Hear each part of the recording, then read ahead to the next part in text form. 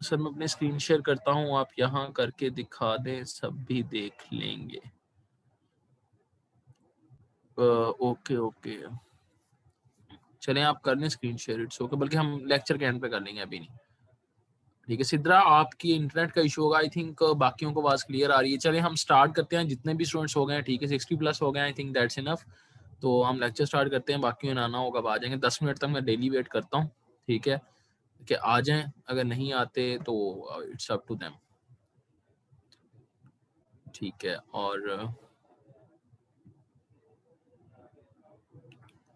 फिर हम देखते हैं। अच्छा, अब मैं फॉर एग्जांपल टॉपिक सिलेक्ट करना है, अब मैं टॉपिक सिलेक्ट कर चुका हूँ, वो अब आपकी डोमेन है, आपने अपना कौन कौन सा टॉपिक रखना है, हम उस चीज पे नहीं जाएंगे, ठीक है। अब टॉपिक सिलेक्ट हो चुका है, वो जो मैंने कल बताया था मैं उस पर लिखता हूँ, बायोथन प्रोडक्शन वगैरह। अब सबसे पहले आपने क्या करना है मुझे बताएं, सबसे पहली चीज आप लिखेंगे क्या, ये अब लिखने लगे हैं, मैंने आपको इतना कुछ पढ़ाया, अब आप लोगों ने मुझे साथ साथ बताना है, ठीक है। आज आप लोगों ने साथ साथ हर चीज मेरे करनी है। बताएं सबसे पहले आप क्या लिखेंगे, कीवर्ड लिखेंगे? नहीं, कीवर्ड नहीं लिखेंगे, दोबारा सोचें, लिखना क्या है आप लोगों ने। ये माइक्रोसॉफ्ट वर्ड की डॉक्यूमेंट है, सबसे पहले काम क्या है आपका, टाइटल? नहीं, टाइटल भी नहीं है।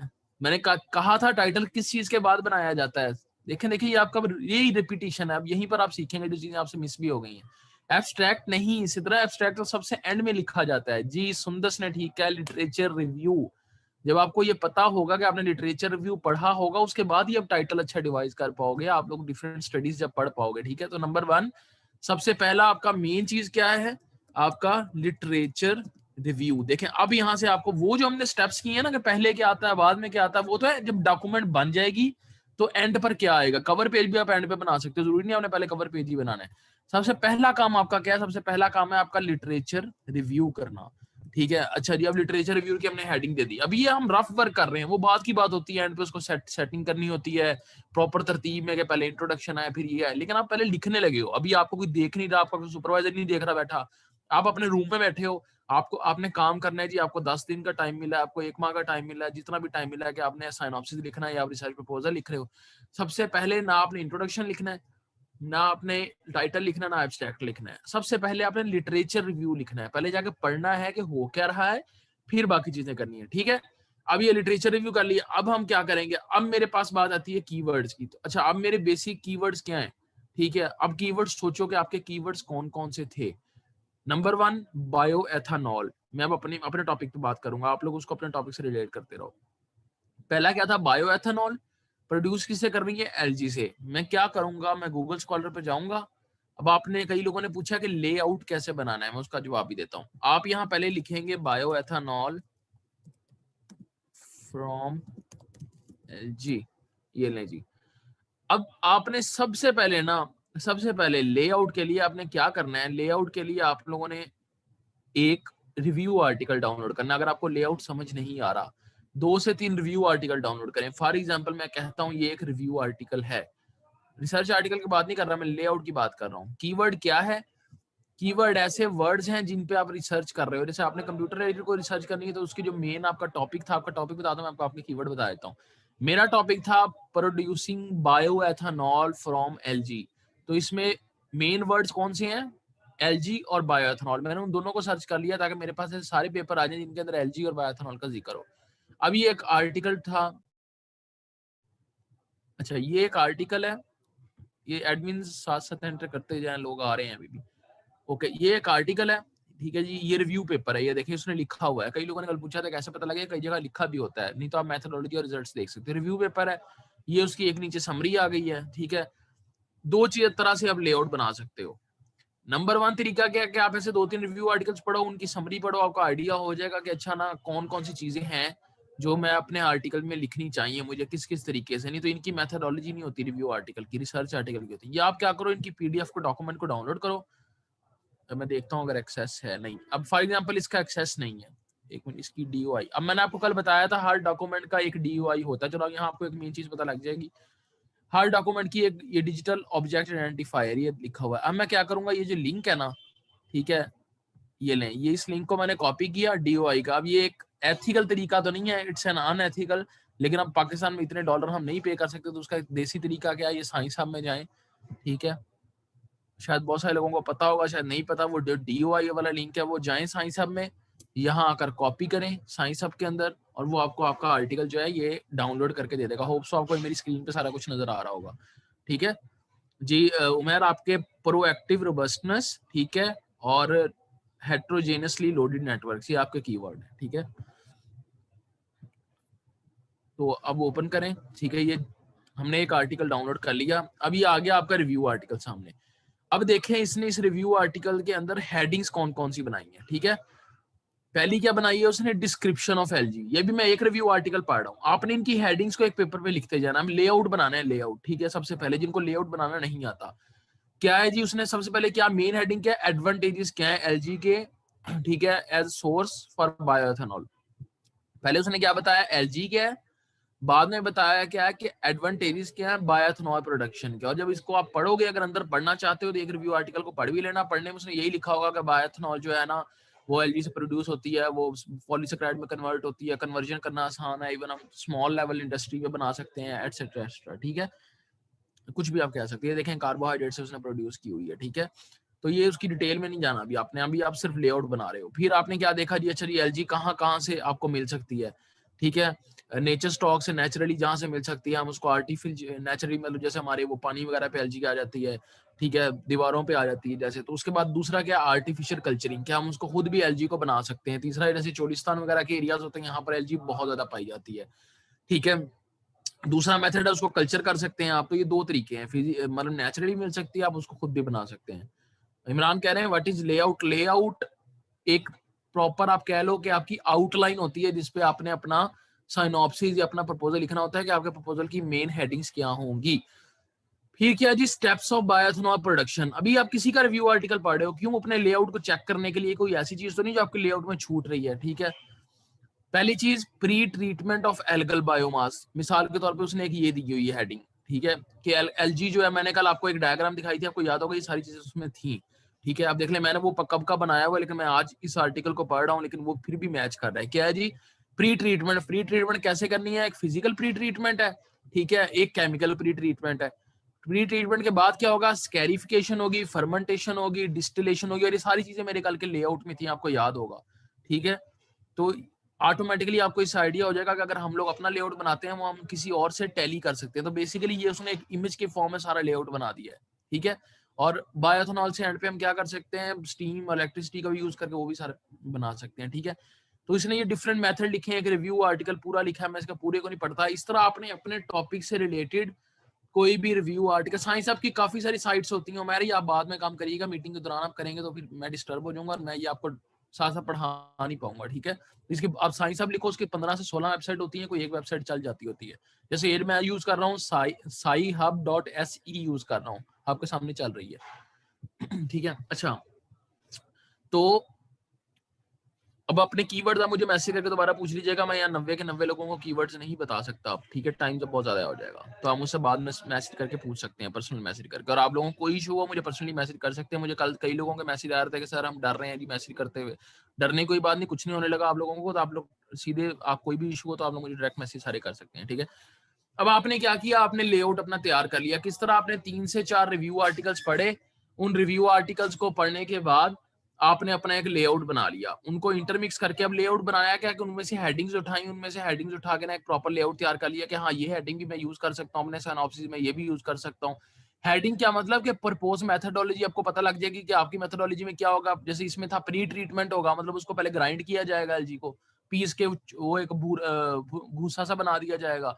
ठीक है, जिसको हम एल्गल बायोमास कहते हैं। उसके बाद उसको कन्वर्ट किया जाएगा जी कार्बोहाइड्रेट के अंदर, लिपिड्स के अंदर। उसके बाद उसको कन्वर्ट किया जाएगा, उन लिपिड वगैरह को डिफरेंट प्रोसेस से गुजारा जाएगा जो हमने पढ़े हैं बीटी के, डिस्टिलेशन वगैरह से। ठीक है, स्कैरिफिकेशन वगैरह से, केमिकल स्कैरिफिकेशन, उनसे गुजारा जाएगा। गुजारने के बाद एंड पे हमें क्या मिल जाएगा, बायोएथेनॉल मिल जाएगा। वो क्या हमारा प्रपोजल है कि हमें बायोएथेनॉल मिल जाएगा। अब उसकी यील्ड कितनी होगी हमारा अब हमने वो सारा आगे लिखना है कि हमें हर चीज लिखनी है। उसके लिए अब हमारा मेन पर्पस क्या है, पहले लिटरेचर रिव्यू। लिटरेचर रिव्यू से क्या होगा, एक तो हमने लिटरेचर रिव्यू की हेडिंग बनाकर लिटरेचर रिव्यू लिखना भी है। दूसरा हमें पता लग जाएगा जैसे हमने ये रिव्यू आर्टिकल की सिर्फ हेडिंग से पढ़ा है ना, अब जब आप उसको डाउनलोड करके उसको डिटेल में लिखेंगे तो आपको पता लग जाएगा आपने करना क्या क्या है। सबसे पहले लिटरेचर रिव्यू में हमने क्या करना होता है, जो मैंने कहा था पहले 2 पैराग्राफ में हमने जनरल टर्म्स के अंदर जाना होता है। मिसाल के तौर पे चले हम वही पेपर खोल लेते हैं जो मैंने अभी खोला था।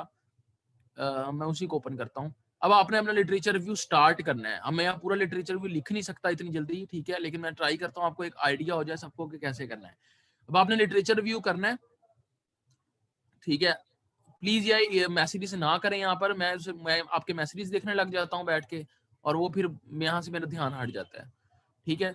अब देखें, आपने लिटरेचर भी जब लिखना है ना, तो जो आपने जनरल चीजें लिखनी होती हैं तो वो आप किसी के इंट्रोडक्शन से भी चीजें ले सकते हो, चाहे वो रिसर्च आर्टिकल है, चाहे वो रिव्यू आर्टिकल है, डजंट मैटर।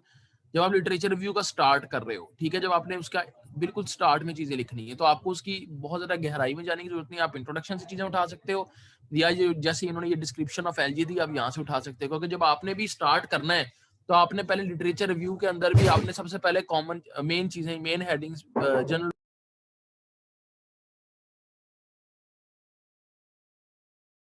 ठीक है। अच्छा, तो अब आप सबसे पहले फॉर एग्जांपल मैं मिसाल ले लेता हूँ, ये पहली लाइन है, algae are photosynthetic eukaryotic organism that do not develop multicellular sex organs are algae contain green chlorophyll however they are masked by photosynthetic pigment give them.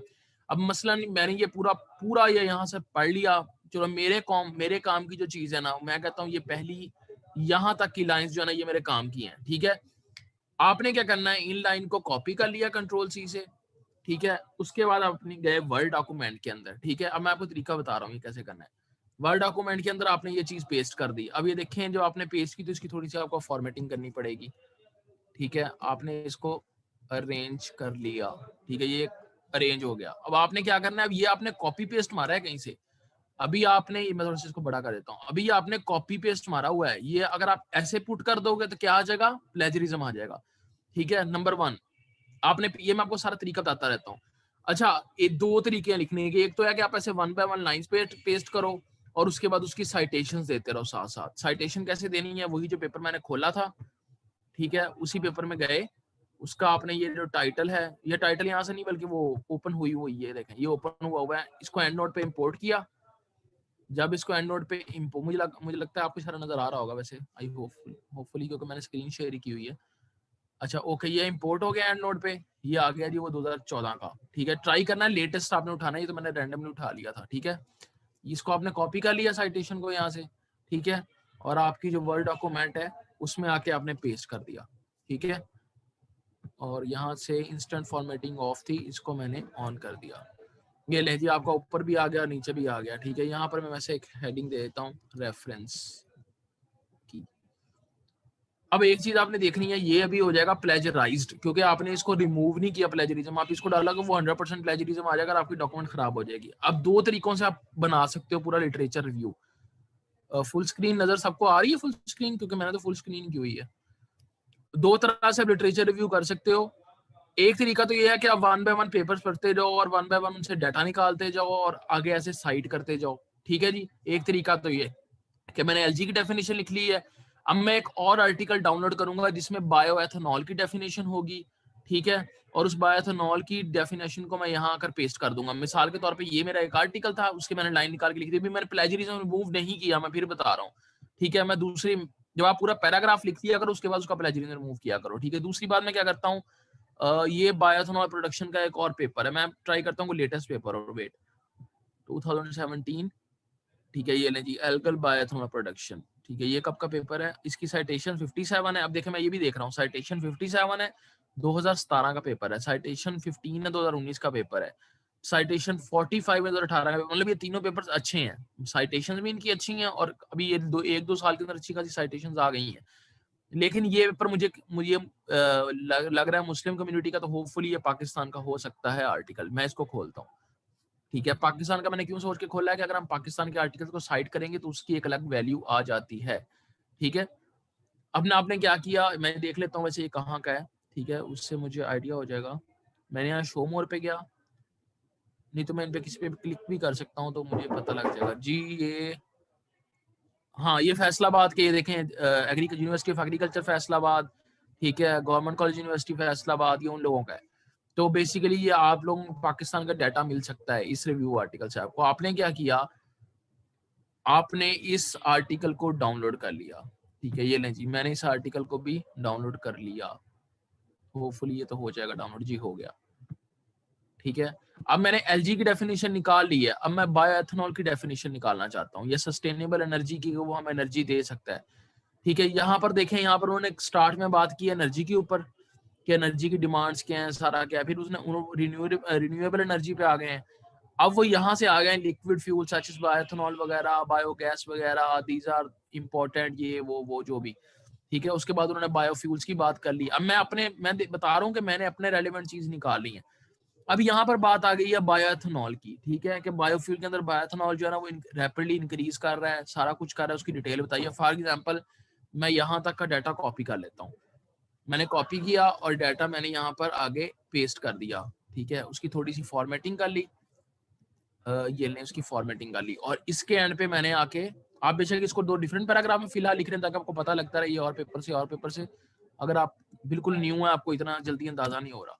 ठीक है, दूसरा तरीका क्या, आपने यहाँ पर भी इसकी भी साइटेशन दे दी, इस आर्टिकल की भी साइटेशन, ये इंपोर्टेंट टू एंड नोट। अब हम अगले प्रोसेस पे जाते हैं। ठीक है, कॉपी किया, कॉपी करने के बाद ये लें जी, पेस्ट कर दिया।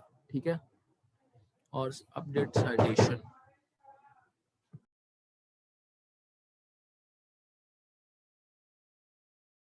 एक मिनट रुकिएगा प्लीज।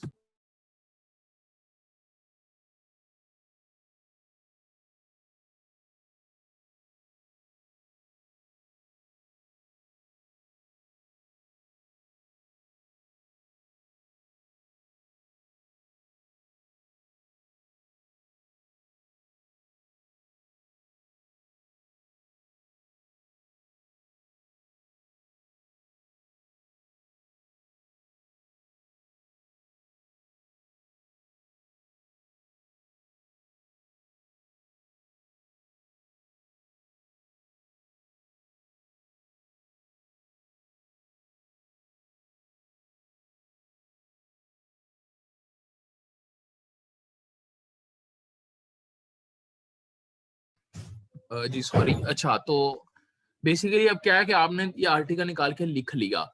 अब आपने क्या करना है, ये तो एक तरीका बता रहा हूँ, दूसरा तरीका मैं आपको बाद में बताता हूँ। ये मैं आपको पहला तरीका बता रहा हूँ लिखने का, क्योंकि किसी को कोई तरीका अच्छा लगेगा, किसी को कोई लगेगा, तो आप अपने हिसाब से लिख सकते हो।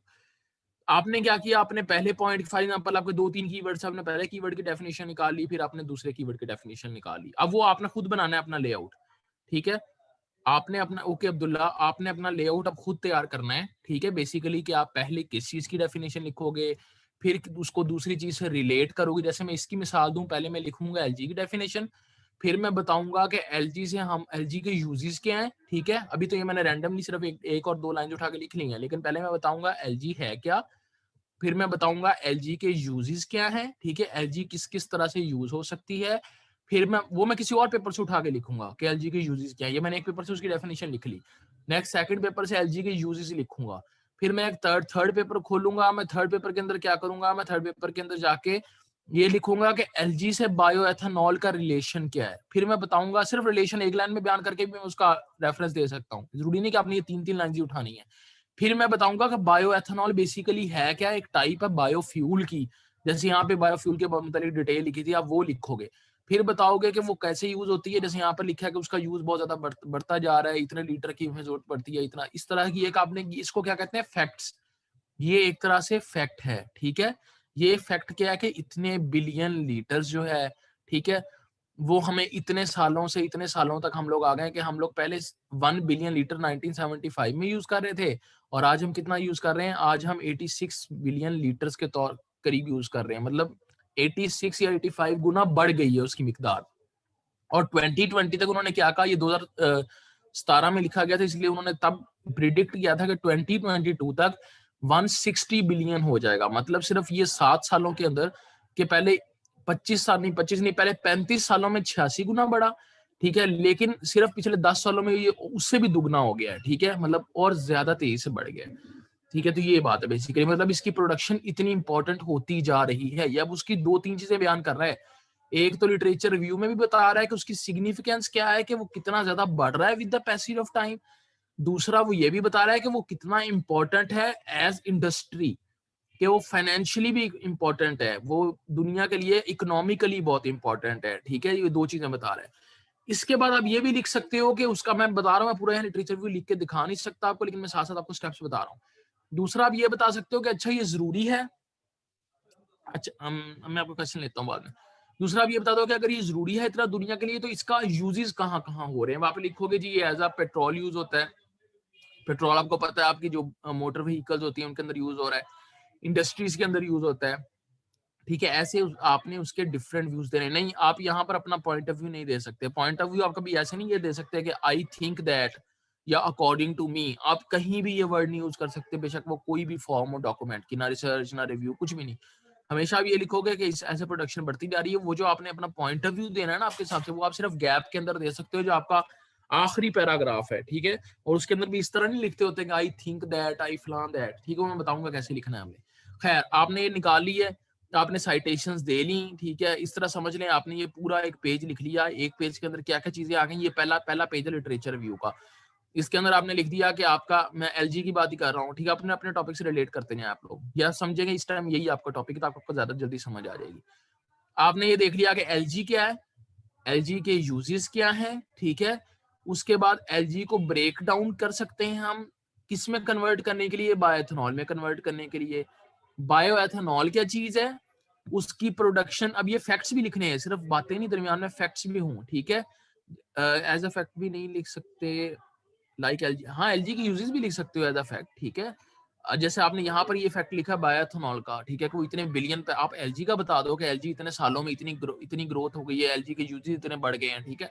तो आपने उनको लिख दिया, फिर आपने बायोएथेनॉल के बारे में लिख दिया, ठीक है, कि बायोएथेनॉल में ये चीजें आ जाती हैं, ठीक है। अब आपका बेसिक लेआउट आपको क्या पता था, आपने एलजी का लिखना और बायोएथेनॉल का लिखना, वो बेसिक था। अब उसके अंदर क्या क्या लिखना है, फिर आपने वो सोचना है कि बायोएथेनॉल में भी लिखना है, उसके फैक्ट्स लिखने हैं कि उसकी मिकदार इतनी बढ़ती जा रही है with the passage of time. फिर आपने ये लिखना है कि बायोएथेनॉल जो है हमें किस चीज से ज्यादा मिल सकती है, क्या हम एलजी से बना सकते हैं, यस। क्या हम फंजाई से बना सकते हैं, यस। क्या हम प्लांट से बना सकते हैं, यस बना सकते हैं। आपने उन तीनों को जिक्र करना है। किसी ने अगर फॉर एग्जांपल किसी ने बायोएथेनॉल प्लांट से बनाया है, ठीक है, अब हम वो सर्च करते हैं कैसे। ये तो था बायोएथेनॉल फ्रॉम एलजी, आपने सर्च किया बायोएथेनॉल फ्रॉम प्लांट सोर्सेज या प्लांट वेस्ट, ठीक है। अब ये आ गया आपके सामने, एक पेपर, दो पेपर, तीन पेपर, ये सारे किसी ने राइस से बनाया हुआ है, आपके सामने है, ठीक है। किसी ने इसी सेम प्लांट से बनाया हुआ है, ठीक है। किसी ने इसको बायो रिफाइनरी प्लांट को प्रोड्यूसिंग, ये भी उसने प्लांट से बनाया हुआ, मतलब प्लांट के आपके पास काफी सारे आ गए। आपने कोई सा एक पेपर डाउनलोड कर लिया, उस पेपर में से ये लाइन उठा ली कि हाँ वो प्लांट के लिए यूज होता है, बेशक वो राइस वाली एग्जांपल डाल दो, आप कुछ भी कोड कर दो। आप ये लिख दो कि bioethanol can also be produce from, आपको पेपर खोलने की जरूरत नहीं है। आप ये लिख दो bioethanol also be produce from rice residues, और इसकी साइटेशन इंपोर्ट करके, ठीक है, मैं आपको भी करके दिखा देता हूँ। ये इंपोर्ट कर ली साइटेशन, क्योंकि हमें ये टाइटल से पता लग रहा है कि राइस से बायोएथेनॉल बनी है। हम यहाँ फुल स्टॉप डाल के लिख सकते हैं bio ethanol can be produced from rice residues, ठीक है, ये लिखा। और ये लिखने के बाद आपने इसी को साइट कर दिया, इस पेपर को, ठीक है, क्योंकि हमें उसका टाइटल से ही पता लग रहा है, ठीक है। और ये आ गया और हमने इसको ये ले ली, ये साइट कर दिया, उसी आर्टिकल को हमने साइड कर दिया। अभी हमारा जुमला खत्म नहीं हुआ, हम इसी जुमले के अंदर लिख सकते हैं राइस रेजिड्यूज, कॉमा डाल दिया। अब फ्रॉम, अब हमने ढूंढना है कि अच्छा देखते हैं फंजाई से होता है कि नहीं होता। अब हम लिखते हैं फंजाई, अभी पता लग जाएगा कि फंजाई से होता है कि नहीं, ठीक है। ये देखें, ये लिखा है product by conversion material by fungal species होता है। या अभी कौन सा पेपर है, 2017 का पेपर डाउनलोड करने की जरूरत भी नहीं है, आपने सिर्फ इतना लिख दिया कि हाँ, क्योंकि आपको पेपर मिल गए हैं। आप इनमें से कोई भी पेपर की साइटेशन उठा लो जो आपको अच्छी लगती है। ये मैंने उठाई है, 3 साल पुराना है, 36 साइटेशन है, अच्छा आर्टिकल लग रहा है, साइटेशंस भी अच्छी हैं, ठीक है। तो आपने क्या किया, आपने इसको वो वहां पे लिखा हुआ हमने फंजाई, अच्छा, from from rice residues fungi, सिर्फ फंजाई लिखा। यार आप लिख दें, इसमें टाइटल में क्या था, फेलिबॉइड फंजाई स्पीशीज, ठीक है, आपने वही लिख दिया फेलिबॉइड फंजाई स्पीशीज। और यहाँ पर उसको, मेरी स्पेलिंग मिस्टेक्स को इग्नोर करिएगा। अच्छा, आपने क्या किया, फौरन अपनी एंड नोट के अंदर गए, ठीक है, साइटेशन हो गई यहाँ पे, हाँ ये ले साइटेशन डाउनलोड कर ली थी, एंड नोट में गए और इसको यहाँ से साइट कर दिया, ये ले जी। अब आपका एक जुमला है, उस एक जुमले के अंदर आपकी 3 साइटेशन हो गई हैं, एक भी हो सकती है आपकी। किसी ने ये पूछा है, मैविश ने पूछा है कि कितनी साइटेशन होनी चाहिए। साइटेशन डिपेंड करती है आप कितना लिखते जा रहे हो। अब फॉर एग्जांपल एक बंदा, अब जैसे ये देखें, ये 3 लाइन्स एक ही पैराग्राफ एक ही साइटेशन से ले ली हैं, तो वो 3 लाइन्स की एक साइटेशन बनी है। इसमें हमने एक लाइन के अंदर 3 साइटेशंस लिख दी हैं, तो ये मैटर नहीं करता, आपका डाटा अच्छा होना चाहिए। अगर आपका डाटा अच्छा है, तो ये मैटर नहीं करता कि कोई साइटेशन बहुत ज़्यादा है, बहुत कम। हाँ, लेकिन वो भी नहीं करना कि हर लाइन के अंदर 4-4 साइटेशंस डालेंगे। तो मैंने एक एग्जांपल के तौर पे दी है कि आपने कितना अच्छा, ये देखें कितना अच्छा जुमला लग रहा है कि bioethanol can be produce from rice residues, और आगे साइड कर दिया 2018 का पेपर। क्या मतलब है कि 2018 के अंदर आपने राइस से बना दिया। आगे बता रहे हो फंजाई से भी यूज होती है। फंजाई से किसके पेपर्स की कोड कर दी? 2017 का पेपर कोड कर दिया है, ठीक है। और आगे कोड कर रहे हो एंड एल्गल स्पीशीज लें, और इसके आगे जो भी फॉर एग्जांपल कोई और आप पेपर एलजी का डाउनलोड कर लेते हो, ठीक है। ये लें, आपने एलजी का डाउनलोड कर लिया, और एलजी के तो हमारे पास पहले बहुत आए हुए हैं, ठीक है। आप यहाँ पर कोई रिसर्च आर्टिकल, ये देखें एल्गल बायोमास कहाँ से लिया? फ्रेश वाटर रिवर से लिया, मतलब ये एक रिसर्च आर्टिकल है, ठीक है। आपने इसको इंपोर्ट किया, ठीक है। इसको इंपोर्ट करने के बाद आपने इसको भी साइट कर दिया 2018 का, ठीक है। अच्छा, एक टिप दूंगा, ट्राई किया करें इंडिया, जैसे इंडिया का ही साइटेशन इंडिया का पेपर है, ट्राई किया करें इंडिया के पेपर्स को ना कोट किया करें, ठीक है। मतलब इंडिया के जर्नल्स को कोट करना या इंडियन पेपर्स को कोट करना जो है पाकिस्तान की कम्युनिटी के अंदर, पाकिस्तान साइंटिफिक कम्युनिटी के अंदर ऑथेंटिक नहीं समझ आता। हम लोग उनको ऑथेंटिक नहीं समझते कि वो लोग सिर्फ कॉपी पेस्ट मारते हैं, जबकि सच में हम भी कॉपी पेस्ट मारते हैं, ठीक है। तो वो लोग हमारे पेपर नहीं कोड करते, हम उनके पेपर नहीं कोड करते, कहीं कहीं कोड हो भी जाते हैं, ठीक है, नॉट एन इशू। लेकिन ट्राई किया करें कि ये ना हो कि आपके 7 से 8 पेपर आपने इंडियन के ही कोड किए हों, ठीक है। ट्राई यही करें कि आपके अपने पेपर में इंडियन जर्नल्स के ना हो, ठीक है। एक वो हमारी राइवलरी भी उनके साथ, ये उसकी वजह से भी होता है। और अदर देन दैट जो है हम ये कहते हैं कि वो छापा मारते हैं, और वो ये कहते हैं कि हम छापा मारते हैं, ठीक है। तो ये एक इस वजह से हमारे जो है ना इख्तलाफ की वजह से नहीं, जब हमारा कोई साइटेशन इंडियन में देख लेता है, जैसे कुमार, नंदन जोशी, सिंह, शर्मा, वर्मा, तो वैसे ही वो समझते हैं कि यार ये बकवास पेपर होगा जिसको साइट किया गया, ठीक है। वैसे ही बता रहा हूँ। तो जो स्पेसिफिक चीजें होती हैं उनमें ना साइट किया करें। ये बड़ी जनरल सी चीज थी, एल्गल स्पीशीज से बनता है, इसमें साइट कर भी दिया तो नो इशू।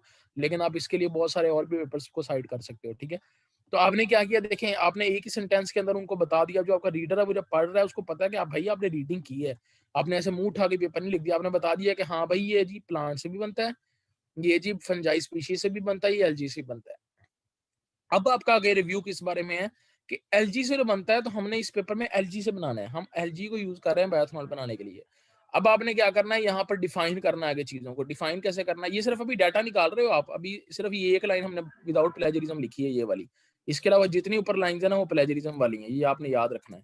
तो आपने किसी ने पूछा ना प्लेजरिज्म रिमूव कैसे करते हैं, ये रिमूव हो गया, 3 पेपर से डाटा लिखा है, लेकिन तीनों में आपका प्लेजरिज्म नहीं आने वाला, ठीक है। खैर आगे चलते हैं। अब ये ऊपर वाली लाइन दोनों प्लेजराइज्ड, हम इनको येलो कर देते हैं ताकि हमें याद रहे कि इनका प्लेजरिज्म हमने रिमूव करना है, ठीक है। ये लें जी। अब आपने क्या करना है, आपने अब डिटेल लिखते जानी है, ठीक है। लिटरेचर रिव्यू में पूरा नहीं लिख सकता, मैं फिर बता रहा हूँ, 5 सफ़े में लिखने बैठूंगा, जैसे अभी आधा घंटा में गुजर गया ऑलमोस्ट सिर्फ ये 3-4 लाइन्स लिखते हुए, तो मैं पूरा लिखने बैठूंगा तो मुश्किल हो जाएगी, इसलिए मैं आपको सारी टैक्टिक्स बता रहा हूँ साथ साथ।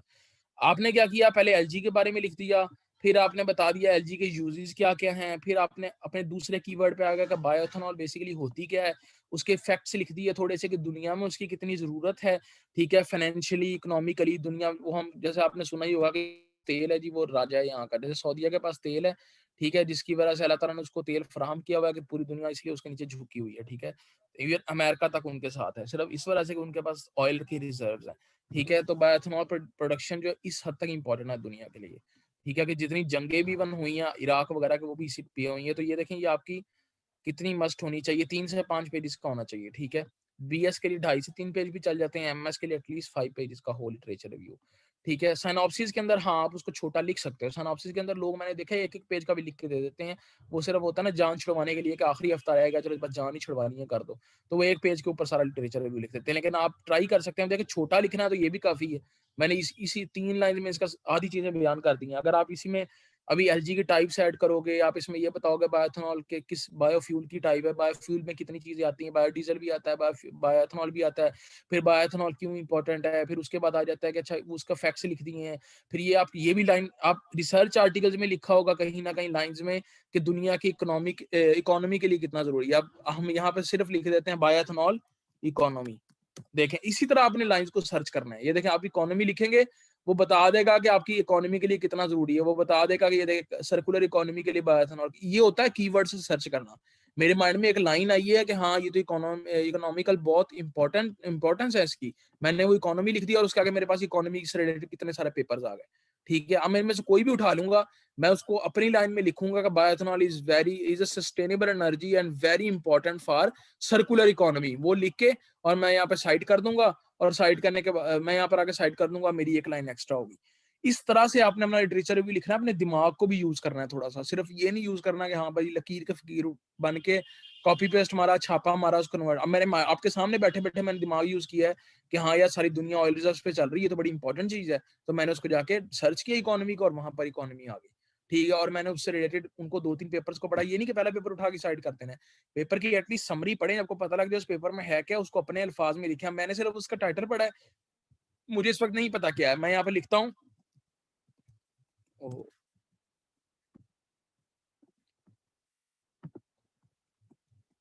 Bioethanol is important as a sustainable energy form। अब देखें, सस्टेनेबल एनर्जी फॉर्म भी लिख सकते हैं, सस्टेनेबल फॉर्म ऑफ एनर्जी भी लिख सकते हैं। तो ये बात की है कि आपने लफ्जों को घुमाना कैसे है, ये लफ्जों को घुमाने की टेक्निक है जिसको आप पैराफ्रेजिंग कहते हैं। Sustainable form of energy and is very important aspect of circular economy of the world. ये आपके सामने मैंने लाइन लिखी है अभी बैठ के, ठीक है। अब आप ये कहां पर था जो हमने ये अभी एक लाइन देखी थी, एक किस आर्टिकल में थी, चले हम कोई भी ये भी सर्कुलर इकोनॉमी का लिखा फॉर एग्जांपल, यहीं पे इसी को हम कर लेते हैं इंपोर्ट। वैसे मैं वो आर्टिकल ढूंढ लेता हूँ, ये थी शायद, हाँ ये भी काम आ सकती है, ये भी काम आ सकती है, या 2-3 पेपर, आप किसी भी एक पेपर को साइट कर ले, मैं देखता हूँ इसकी साइटेशन जरा अच्छी हैं, ठीक है। ये अच्छा, ये आप गौर करें एक चीज, ये मैंने आपको ये एल्जीवियर लिखा हुआ है, स्प्रिंगर लिखा हुआ है, ये मेन पब्लिशर हैं जो बड़े फेमस हैं, एल्जीवियर है, वाइले है, नेचर है, स्प्रिंगर है, तो इनके पेपर कोट करना बहुत अच्छा रहता है।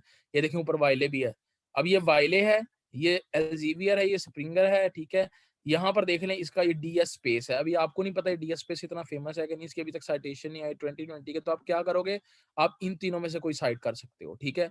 आप देखो ये 3 साल पुराना पेपर है, इसकी 11 साइटेशन है, लेकिन ये सिर्फ 1 साल पुराना है, इसकी 4 है, ठीक है, या इसकी 3 है, तो मतलब ये दोनों अच्छे हैं, लेकिन ऊपर वाले इंडिया का है, तो आप इसको साइड नहीं करते, आप इसको साइड कर देते हो, ये दरमियान वाला है, ठीक है जी। और यहाँ पर यूरोपीय यूनियन का भी जिक्र हुआ हुआ, तो ये एक अच्छा पेपर है। अब आप यहाँ पे यूरोपियन यूनियन को भी कोट कर सकते हो, आपके पास एक ऐसा पेपर आ गया है, ठीक है। तो मैं आपको सिर्फ तरीका दिखा रहा हूँ कि आप ये सर्चिंग में भी चीजें आ जाती हैं, ठीक है। और ये आपने जब लिखना है तो आपके पास कितनी ऑप्शन मौजूद होती हैं लिटरेचर रिव्यू में अपने डाटा को ऐड करने के लिए। ये देखें, ठीक है, मैंने डाटा ऐड कर दिया 2020 का रेफरेंस, और मैं ट्राई कर रहा हूँ ये पिछले 5 से 10 साल के रेफरेंस हो। आपने जब ये ऐसे सर्चिंग करनी है तो यहाँ पर गूगल स्कॉलर के अंदर आपने यहाँ 2017 से कर दें या एटलीस्ट 2016 से, ठीक है।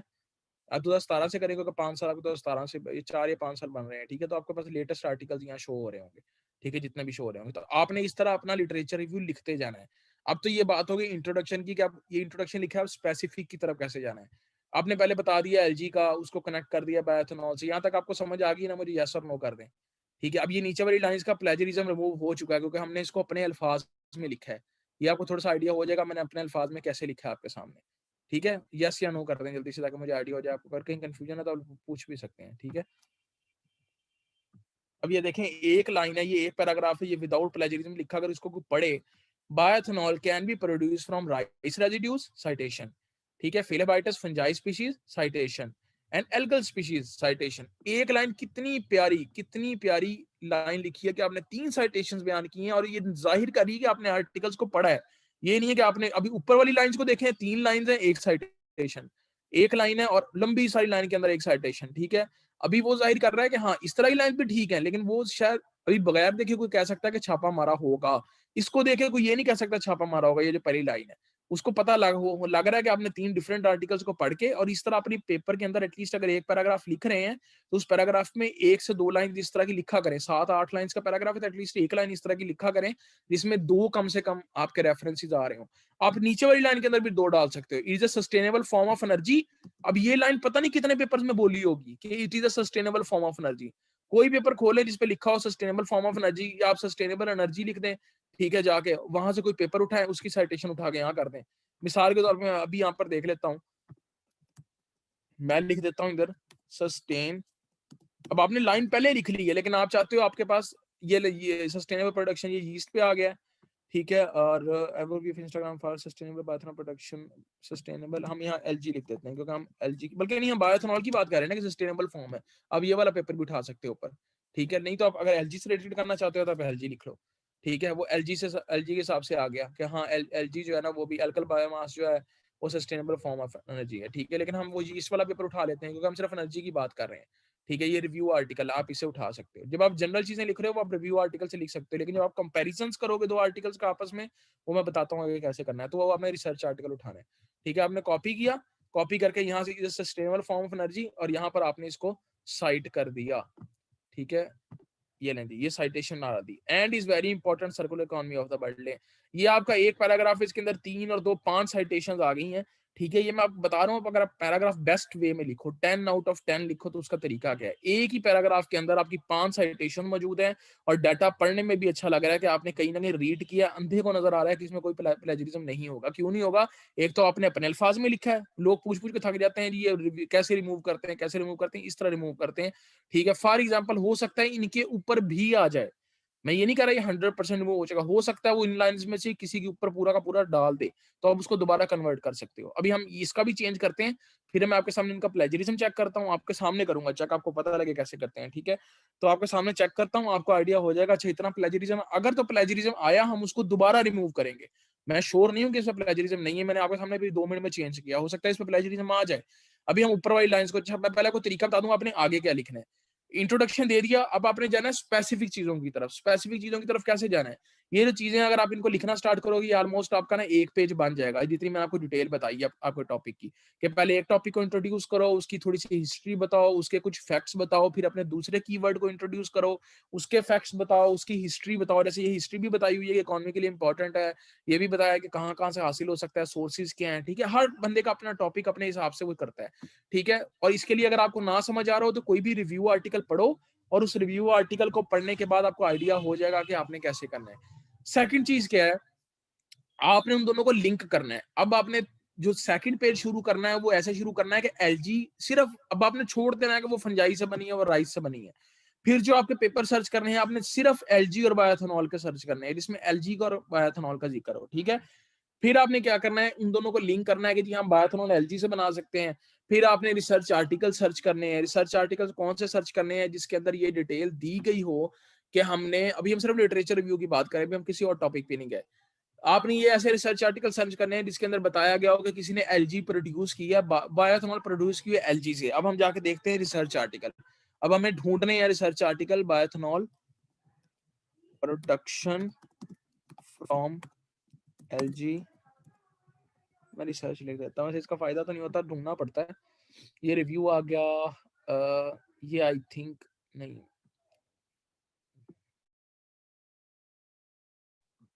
देखना पड़ेगा ये काम का है कि नहीं। तो आपको इस तरह सर्च करके ना आपको यहाँ पर अपना कोई भी ढूंढना पड़ेगा आपको आर्टिकल, इंडस्ट्रियल बायोमास के इनमें से रिव्यू आर्टिकल कौन सा है, रिसर्च आर्टिकल कौन सा है। ये मैं आपको, मैं जस्ट रैंडमली कुछ ना कुछ खोलते जा रहा हूँ, ठीक है।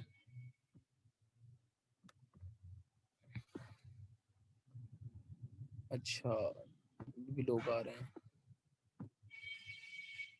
ये अच्छा एक आर्टिकल मिला था, अब ये बंद पड़ा हुआ है असल में, अंडर मेंटेनेंस है। ये एक अच्छा आर्टिकल, ये आर्टिकल बहुत अच्छा मिला था एक, ठीक है। कि बायोलॉजिकल केमिकल स्कैरिफिकेशन की है इजिप्शियन मैरीन माइक्रोएल्जी की, मैक्रोएल्जी की, उससे आपने, हम ये ऑल 7 वर्जन, हम ये वायले की जगह नहीं जाता। अच्छा ये मैंने आपको बताया नहीं, मैं बता देता हूँ। अगर आपको कोई साइट ना मिल रही तो आप किसी और वर्जन पे जाकर सर्च कर सकते हो। ये ऑल 7 वर्जन पे गया मैं, वर्जन का मतलब है किसी और वेबसाइट पे जाके, पेपर वही होगा लेकिन इसकी वेबसाइट चेंज हो जाएगी। तो देखते हैं किसी और वेबसाइट पे भी ओपन हो रहा है कि नहीं हो रहा।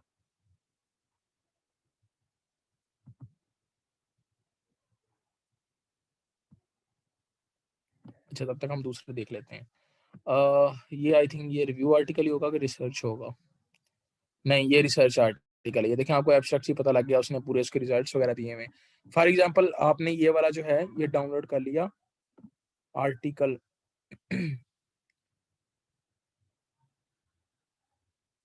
ये नहीं जी, ये डाउनलोड हो गया।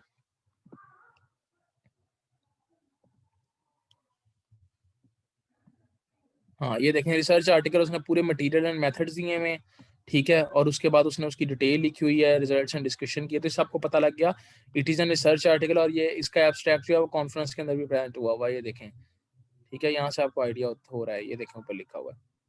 सर जो लिंक आई थी एंड नोट के ग्रुप में वो चल ही नहीं रही, मैंने आपको बताया था कि अगर वो नहीं चल रही तो आप लोग जाके टोरेंट से डाउनलोड कर लें, वो हम लेक्चर के एंड पे देखते हैं, ठीक है। अच्छा, उसके बाद आपने क्या किया, अब आपने लिख लिया, अब आपने लोगों को बताना है कि हाँ इस पे रिसर्च पहले हुई हुई है। अब आपने ये एक रिसर्च आर्टिकल खोल लिया, ठीक है, आपके पास अब ये है कि बायोएथेनॉल प्रोड्यूस होती है कि नहीं, आप इसके कंक्लूजन पे चले गए हो कि पहले इसको पढ़ो, उसका कंक्लूजन आया क्या है। उसने कहा है it describe that bioethanol carbon production from फ्लाम फ्लाम फ्लाम ग्रोन इन वेरियस, ये माइक्रो एल्गी है, ठीक है, फ्रॉम म्युनिसिपल वेस्ट वाटर। अब इसने कहाँ से यूज किया हुआ है, म्युनिसिपल वेस्ट वाटर से उसने जो एलजी ली है उस एलजी को उसने प्रोड्यूस किया है, ठीक है। पहली बात आपको एक मेन बात क्या पता लगी है कि आप कहाँ से वो ले सकते हो एलजी, म्युनिसिपल वेस्ट वाटर से, ठीक है।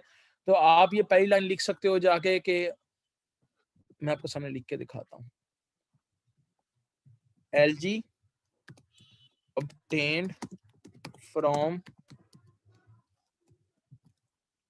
म्युनिसिपल वेस्ट वाटर, ठीक है। अब यहाँ पर बल्कि ये लाइन ज्यादा अच्छी ये रहेगी, एलजी एक्सट्रैक्टेड या एल्गल बायोमास एक्सट्रैक्ट। अब मैं आपके सामने पैराफ्रेजिंग कर रहा हूँ, ठीक है, ये किस तरह हम सेंटेंस को अच्छा बना सकते हैं, ठीक है। Extracted from municipal waste water, अभी इतनी बात हमने लिख ली, एक सोर्स भी बयान कर दिया हमने उसका क्या था, ठीक है। अब हम आगे चलते हैं कि उसने और क्या कहा हुआ है, कौन सा आर्टिकल था, ये वाला था। अच्छा, उसने क्या है वेस्ट वाटर डिफरेंट परसेंटेज में उसने एलजी निकाली, study demonstrate the efficient cultivation of can be maintained in 30% for bioethanol production. उसने क्या है कि उसकी वो एफिशिएंसी इतनी है कि हम उसका 30% यूज कर सकते हैं फॉर बायोएथेनॉल प्रोडक्शन। अब ये एक रिसर्च आर्टिकल है, ये रिव्यू आर्टिकल नहीं है, ठीक है। आपने क्या लिखा, waste water and 30% of it is used for bioethanol production. अब आपने ये एक लाइन लिखी और इसके आगे इस पेपर को मुझे ढूंढना पड़ेगा, पेपर कौन सा था, ठीक है ठीक है, मुझे अभी सर्च करना पड़ेगा।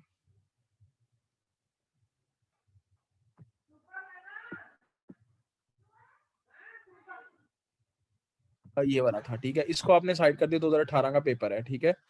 आपने क्या किया, आपने इसको एल्जेवियर का साइटेशन भी इसकी अच्छी हैं, ठीक है। ये रिसर्च आर्टिकल था, ऐसे ही आपको ये अभी खुद सर्च करना पड़ेगा रिसर्च आर्टिकल कौन सा, रिव्यू कौन सा, खोल खोल के। अब आपने यहाँ पे इसको साइड कर दिया। अब ये आपके पास एक बड़ा इंपॉर्टेंट फैक्ट है, ये रिसर्च है, ठीक है, ये रिव्यू नहीं है। अब आप इसको नहीं, आप पैराफ्रेजिंग टूल यूज ना करें, वो आपकी ऐसी की तैसी फेर देता है लाइंस की, ठीक है।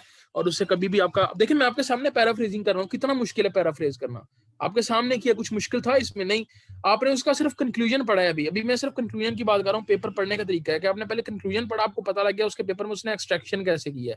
फर्ज करें आप एक्सट्रैक्शन की बात ही नहीं कर रहे, क्योंकि अभी हम सेकंड पेज पे हैं, सेकंड पेज पे हम ये लिख रहे हैं कि एक्सट्रैक्शन हमने की कैसे। अच्छा, एक और बात, पेपर डाउनलोड करके दो अलग फोल्डर्स बनाए, एक रिव्यू का फोल्डर बनाया, एक रिसर्च आर्टिकल्स का फोल्डर बनाया। जो आपको रिसर्च आर्टिकल्स मिलते जा रहे हैं ना, जिनको आप कोड कर रहे हैं, उनको उठा के रिसर्च वाले फोल्डर में डालते जाए, जो रिव्यू आर्टिकल्स मिल रहे हैं उनको रिव्यू वाले फोल्डर में डालते जाए।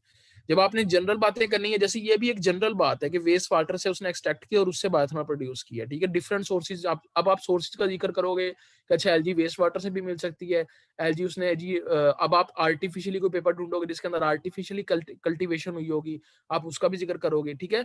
तो नंबर 2 बात ये है कि जब आप जनरल बातें कर रहे हो ना, तो वो रिव्यू आर्टिकल से कर सकते हो, और रिसर्च आर्टिकल से करते हो तो उसका कंक्लूजन लेते हो, क्यों, क्योंकि मैंने बताया था वो क्वालिटेटिव एनालिसिस है। लेकिन फर्ज करो आपने इस तरह की बातें लिख ली, एलजी को लिंक भी कर दिया, मैं आपके सामने सिर्फ एक एक एग्जांपल देता जाऊंगा। यहाँ आपने एलजी को लिंक कर दिया, आपका सेकंड पेज जो है वो सारा इस बात पर होगा कि एलजी जो बायोएथेनॉल से प्रोड्यूस होती है, उस एलजी के सोर्सेज क्या क्या होते हैं, ठीक है। ये भी आप लिटरेचर रिव्यू लिख रहे हो, और उसके अंदर आप रिसर्च आर्टिकल्स कोट करना स्टार्ट कर दोगे। सारे रिव्यू आर्टिकल्स नहीं कोट करने, मेरे ख्याल ये जो ऊपर हमने कोट किए हैं, दो इनमें से 2 से 3 तो रिव्यू आर्टिकल्स होंगे, ठीक है। जब आप रिसर्च आर्टिकल्स कोट करने स्टार्ट कर दोगे, आपने उनके कंक्लूजन से कोट कर सकते हो, आप उनके इंट्रोडक्शन से कोट कर सकते हो, आपने क्वालिटेटिव चीजें लिखनी है, मतलब जनरल चीजें लिखनी है। तो अब ये बड़ी जनरल चीज है कि वेस्ट वाटर से किया हुआ, जनरल से क्या मुराद है, इसके अंदर कोई वैल्यूज नहीं दी हुई, अभी आप कोई असेसमेंट नहीं कर रहे कि कितनी प्रोड्यूस हो रही है, कितनी प्रोड्यूस नहीं हो रही, अभी आप अभी बड़ी जनरल चीजें हैं कि इसके सोर्सेज क्या है, किन सोर्सेज से वो फाइंड हो रही है। अब आपने जाना है उसकी यील्ड वगैरह पे। अब आप फर्ज करो कि आपने 3-4 पेपर और लिख दिए हैं, और एक साइटेशन आप बार बार दे सकते हो, ये नहीं है कि आपने एक दफा साइटेशन दे दी, इस पेपर को एक दफा लिख दिया, आप कहीं और नहीं लिख सकते, इस पेपर को आप आगे जाकर दोबारा भी लिख सकते हो, ठीक है। तो फर्ज करो आपने वो पेपर पढ़ा, कहाँ गया वो पेपर, एक मिनट बाकी बंद कर लूं। ये पेपर था, आपने 3-4 और पेपर्स पढ़ लिए, आपने उनको भी साइड कर दिया है। अब आप जाते हो इसके रिजल्ट के अंदर, ये देखें यहाँ पर रिजल्ट है कि carbohydrate content and bioethanol yield of Nannochloropsis gaditana in various municipal water waste were given in table 3। अब ये टेबल 3 है, वो बता रहा है कि आपकी बायोएथेनॉल की यील्ड कितनी हुई है। 30% वेस्ट वाटर से यील्ड हुई है 94.3 मिलीग्राम पर ग्राम बायो पर मिलीग्राम ग्राम पर बायोमास, ठीक है, ये उसका यूनिट्स हैं। यील्ड हुई है कितने से, 30% ऑफ वेस्ट वाटर से। 60% ऑफ वेस्ट वाटर से कितनी हुई है, 85। 100% ऑफ वेस्ट वाटर से कितनी हुई है, 70.3। अच्छा, अब गौर करनी है एक चीज, कंट्रोल से कितनी हुई है, ये आपकी असेसमेंट है, इसको कहते हैं लिटरेचर रिव्यू करना, मतलब छापा नहीं मार रहे आप इस टाइम, ये नहीं किया कि आपने ये लाइन ऐसे उठाई और उठा के लिख दी, या ये लाइन ऐसे उठाई या उठा के लिख दी। अभी अब आप खुद टेबल पढ़ो, पहले टेप छोड़ दो, उसने आगे चीजें बयान की होंगी यहाँ पे कि 30% से निकलोगे तो इतना बनेगा इतना बनेगा, लेकिन आप खुद टेबल पढ़ो। सबसे पहली असेसमेंट क्या है कि अगर कंट्रोल था ना, कंट्रोल की भी उतनी यील्ड नहीं थी जितनी 30% वेस्ट वाटर की यील्ड है, ठीक है। नंबर 1 चीज नजर आ रही है ना आपको। इसका मतलब लिटरेचर रिव्यू में रिजल्ट्स भी कोट कर सकते हैं, जी बिल्कुल कर सकते हो। जब आपने लिटरेचर रिव्यू के अंदर असेसमेंट देनी है, अब मैं असेसमेंट की बात कर रहा हूँ, समझ लें 2 पेजेस हो चुके हैं मेरे।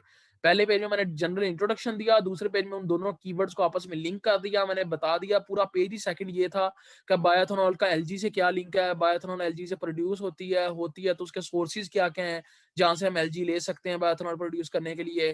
फिर एलजी को हम कन्वर्ट कैसे कर सकते हैं, जी हम कार्बोहाइड्रेट में कन्वर्ट कर सकते हैं, लिपिड में। अभी हमको फैक्ट्स एंड फिगर्स नहीं बता रहे इसके अंदर, हम सिर्फ ये बता रहे हैं कि हाँ कार्बोहाइड्रेट से कन्वर्ट कर सकते हैं और लिपिड से, ये नहीं बताया कि कितनी कितनी कन्वर्जन हो सकती है।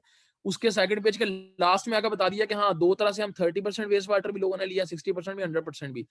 अब ये गौर करें कंट्रोल ग्रुप में कितना था, 89। फॉर एग्जाम्पल आप इसको भी देसी वैल्यू में कह लो कि 100 किलो किसी ने लिया, ठीक है, 100 किलो में से भी 89 किलो, जो सॉरी 100 किलो छोड़ दें, आप ये समझ लें 89 लीटर समझ लें, लीटर है, आपको ये यूनिट नहीं समझ आएंगे, अब ये बहुत कम यूनिट है वैसे। 89 लीटर बन गई है कंट्रोल ग्रुप से, 30% वेस्ट वाटर से 94 लीटर बन गई है, 85 बन गई है, 100 से 70, मतलब 30% वेस्ट वाटर में हाईएस्ट लीटर अचीव हुए हैं आपको, ठीक है। ये मिसाल के तौर पर समझा रहा हूँ, 28 लीटर का मतलब हाईएस्ट यील्ड मिली है आपको बायोएथेनॉल की। इसका मतलब क्या है कि अगर 30% वेस्ट वाटर यूज किया जाए तो आपकी कंट्रोल ग्रुप से भी ज्यादा यील्ड होती है। ये एक तो आपके लिए आपका गैप आ गया है, आपकी मेथोडोलॉजी आ गई कि आपने अपनी मेथोडोलॉजी, और ये चीज आपने फिर चेक करनी है 2-3 आर्टिकल से, क्या वाकई ऐसा होता है। अगर तो आपको ये चीज एक पता लग गई है कि ये आपके पास एक आपकी मेथोडोलॉजी एक तरह की आ गई है, इसको आप नोट कर लें कहीं पे, जब आप अपना काम अभी नहीं, मतलब आप जब नोट कर रहे होंगे कहीं पे आपने नोट कर लेना इस चीज को कि अच्छा 30% से ना मैक्सिमम यील्ड आई थी किसी बंदे की, मतलब अगर आप भी करोगे तो आपके भी चांसेस हैं कि 30% से मैक्सिमम यील्ड आ सकती है। तो जब आपने अपनी रिसर्च करनी है तो आपने ये ट्राई करनी है कि आप 30% यूज करोगे अदर देन 60 या 100। आपको बस चॉइस होगा आपने 30 यूज करना है, 60, 100, आप 30 यूज करोगे, क्यों, क्योंकि आपको पता है मैक्सिमम यील्ड 30 पे आनी है, ठीक है। तो इसलिए आपका पहली हाइपोथेसिस क्या है, आपकी इस पेपर से हाइपोथेसिस निकल आई है कि मैक्सिमम यील्ड किस परसेंटेज पे आ सकती है, 30% पे आ सकती है। अगर आप इस रिसर्च को फर्दर आप इंप्रूव करना चाहो, ये तो किसी ने कर दी, बेशक पाकिस्तान में नहीं किया, पाकिस्तान में करो, ये आपकी भी नोवेलिटी एक तरह की हो जाएगी, लेकिन अगर आपने इसको भी इंप्रूव करना है, आप उसको 10%, 20%, 30%, 40 और 50 5 पैरामीटर्स पे चेक कर सकते हो कि अच्छा इन परसेंटेज में किसमें ज्यादा आती है, कि इनमें भी 30 में ज्यादा है, क्या पता 10% में इससे भी ज्यादा आ जाए यील्ड, ठीक है। तो ये आपका डिफरेंशिएट करना है इस तरह अपनी चीज को, तो ये आपकी असेसमेंट है। अब इसी को आप अपनी वर्डिंग में अगर लिखना चाहो, अभी मैंने कुछ नहीं पढ़ा ऊपर पैराग्राफ में क्या लिखा है, अभी मैं कुछ ऊपर जाके नहीं रीड कर रहा, मैंने सिर्फ इस टेबल को पढ़ा।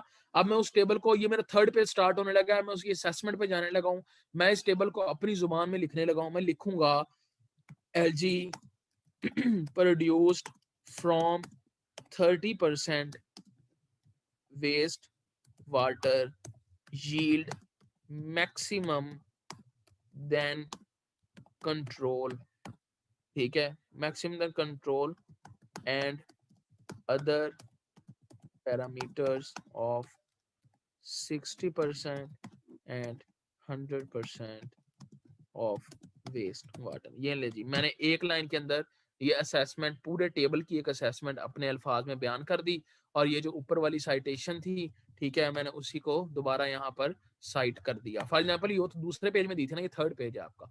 इसी तरह आपने जो 3 से 4 डिफरेंट रिसर्च आर्टिकल्स डाउनलोड करके रखे होंगे, उन आर्टिकल्स को भी आप पढ़ोगे, उनमें भी यील्ड चेक करोगे। अब आप यील्ड पे आ गए हो, आप उसके रिजल्ट्स पे आ गए हो, जिनको आप लिटरेचर रिव्यू में डिस्कस कर रहे हो कि लोगों के रिजल्ट्स क्या आए हैं, ठीक है। आप उनकी मेथोडोलॉजीज भी डिस्कस करोगे। कैसे डिस्कस करोगे? फॉर एग्जांपल इसकी मेथोडोलॉजी में हम जाते हैं, एक दफा रुके, इसने मेथोडोलॉजी क्या की, इसने पहले, और ये आमतौर पर सबकी सेम ही होती है, माइक्रो एलजी को उसने कल्टीवेट किया, ठीक है, कल्चर किया माइक्रो एलजी को, मतलब खुद उसने माइक्रो एलजी तैयार की, कहीं से ली नहीं, ठीक है। उसको फोटो बायो रिएक्टर के अंदर डाला, उसे कन्वर्ट किया, उसके बाद उसकी ग्रोथ चेक किया, एलजी कितनी ग्रो हुई है। उसके बाद उसको हार्वेस्ट कर लिया, काश्त कर लिया एलजी को, जैसे आपकी जो किसान फसलें काश्त करते हैं। काश्त करने के बाद उसने क्या किया, केमिकल हाइड्रोलिसिस की है। मतलब दो चीजें आपको मिली हैं। एक चीज क्या है, क्रोनोलॉजिकल में कभी नहीं लिखते, हमेशा थीमेटिक में लिखते होते हैं। नंबर वन चीज क्या, क्रोनोलॉजिकल के अंदर लिटरेचर के स्टूडेंट्स हम वो लिख सकते हैं सिर्फ। नंबर वन में क्या है कि आपका सबसे पहले एक तो आर्टिफिशियली कल्चर किया गया एलजी को, आपको एक मेथोडोलॉजी की चीज पता लग गई। सेकंड चीज क्या पता लगी, फिर उसकी केमिकल हाइड्रोलिसिस की है, उसको आपने फिजिकली मैनूवर नहीं किया, आपने उसकी केमिकल हाइड्रोलिसिस की हुई है। फिर तीसरे नंबर पे आपने उसकी फर्मेंटेशन की है। मतलब दो चीजें मेन क्या है, आपने एक तो आर्टिफिशियली ग्रो करवाई है एलजी, और एलजी भी कौन सी है, माइक्रो एलजी है। दूसरी क्या की गई है और किसके यूज से करवाई है, फोटो बायोरिएक्टर को यूज करके करवाई है। तीसरे नंबर पे उसको क्या किया, दूसरे नंबर पे उसकी केमिकल हाइड्रोलिसिस की है। अब आप कोई और आर्टिकल पढ़ोगे, उसके अंदर उन्होंने लिखा होगा कि उन्होंने फिजिकली उसको एलजी को कहां से लिया, जैसे हमने पढ़ा है ना एक पहले कि फ्रेश वाटर से एलजी ली है। उस आर्टिकल में पता नहीं कौन सा आर्टिकल था, उसमें लिखा था कि फ्रेश वाटर से एलजी ली गई है, और फ्रेश वाटर से एलजी लेने के बाद उसको फिर फिजिकली मनूवर किया गया, फिजिकली उसको कन्वर्ट किया गया ग्राइंडिंग वगैरह करके, फॉर एग्जाम्पल ना, उसको एलजी बायोमास की शेप में लाया गया। तो ये दो डिफरेंट मेथोडोलॉजीज आ गई हैं आपके पास।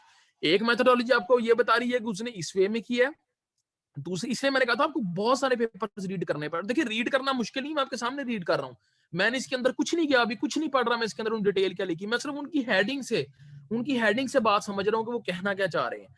नंबर वन, उन्होंने क्या किया, एक तो एक तरीका लोगों ने यूज किया हुआ है कि उसको एलजी की सोर्स कहां से लिया, नेचुरल। दूसरा तरीका यूज किया हुआ है एलजी की सोर्स क्या लिया, आर्टिफिशियल।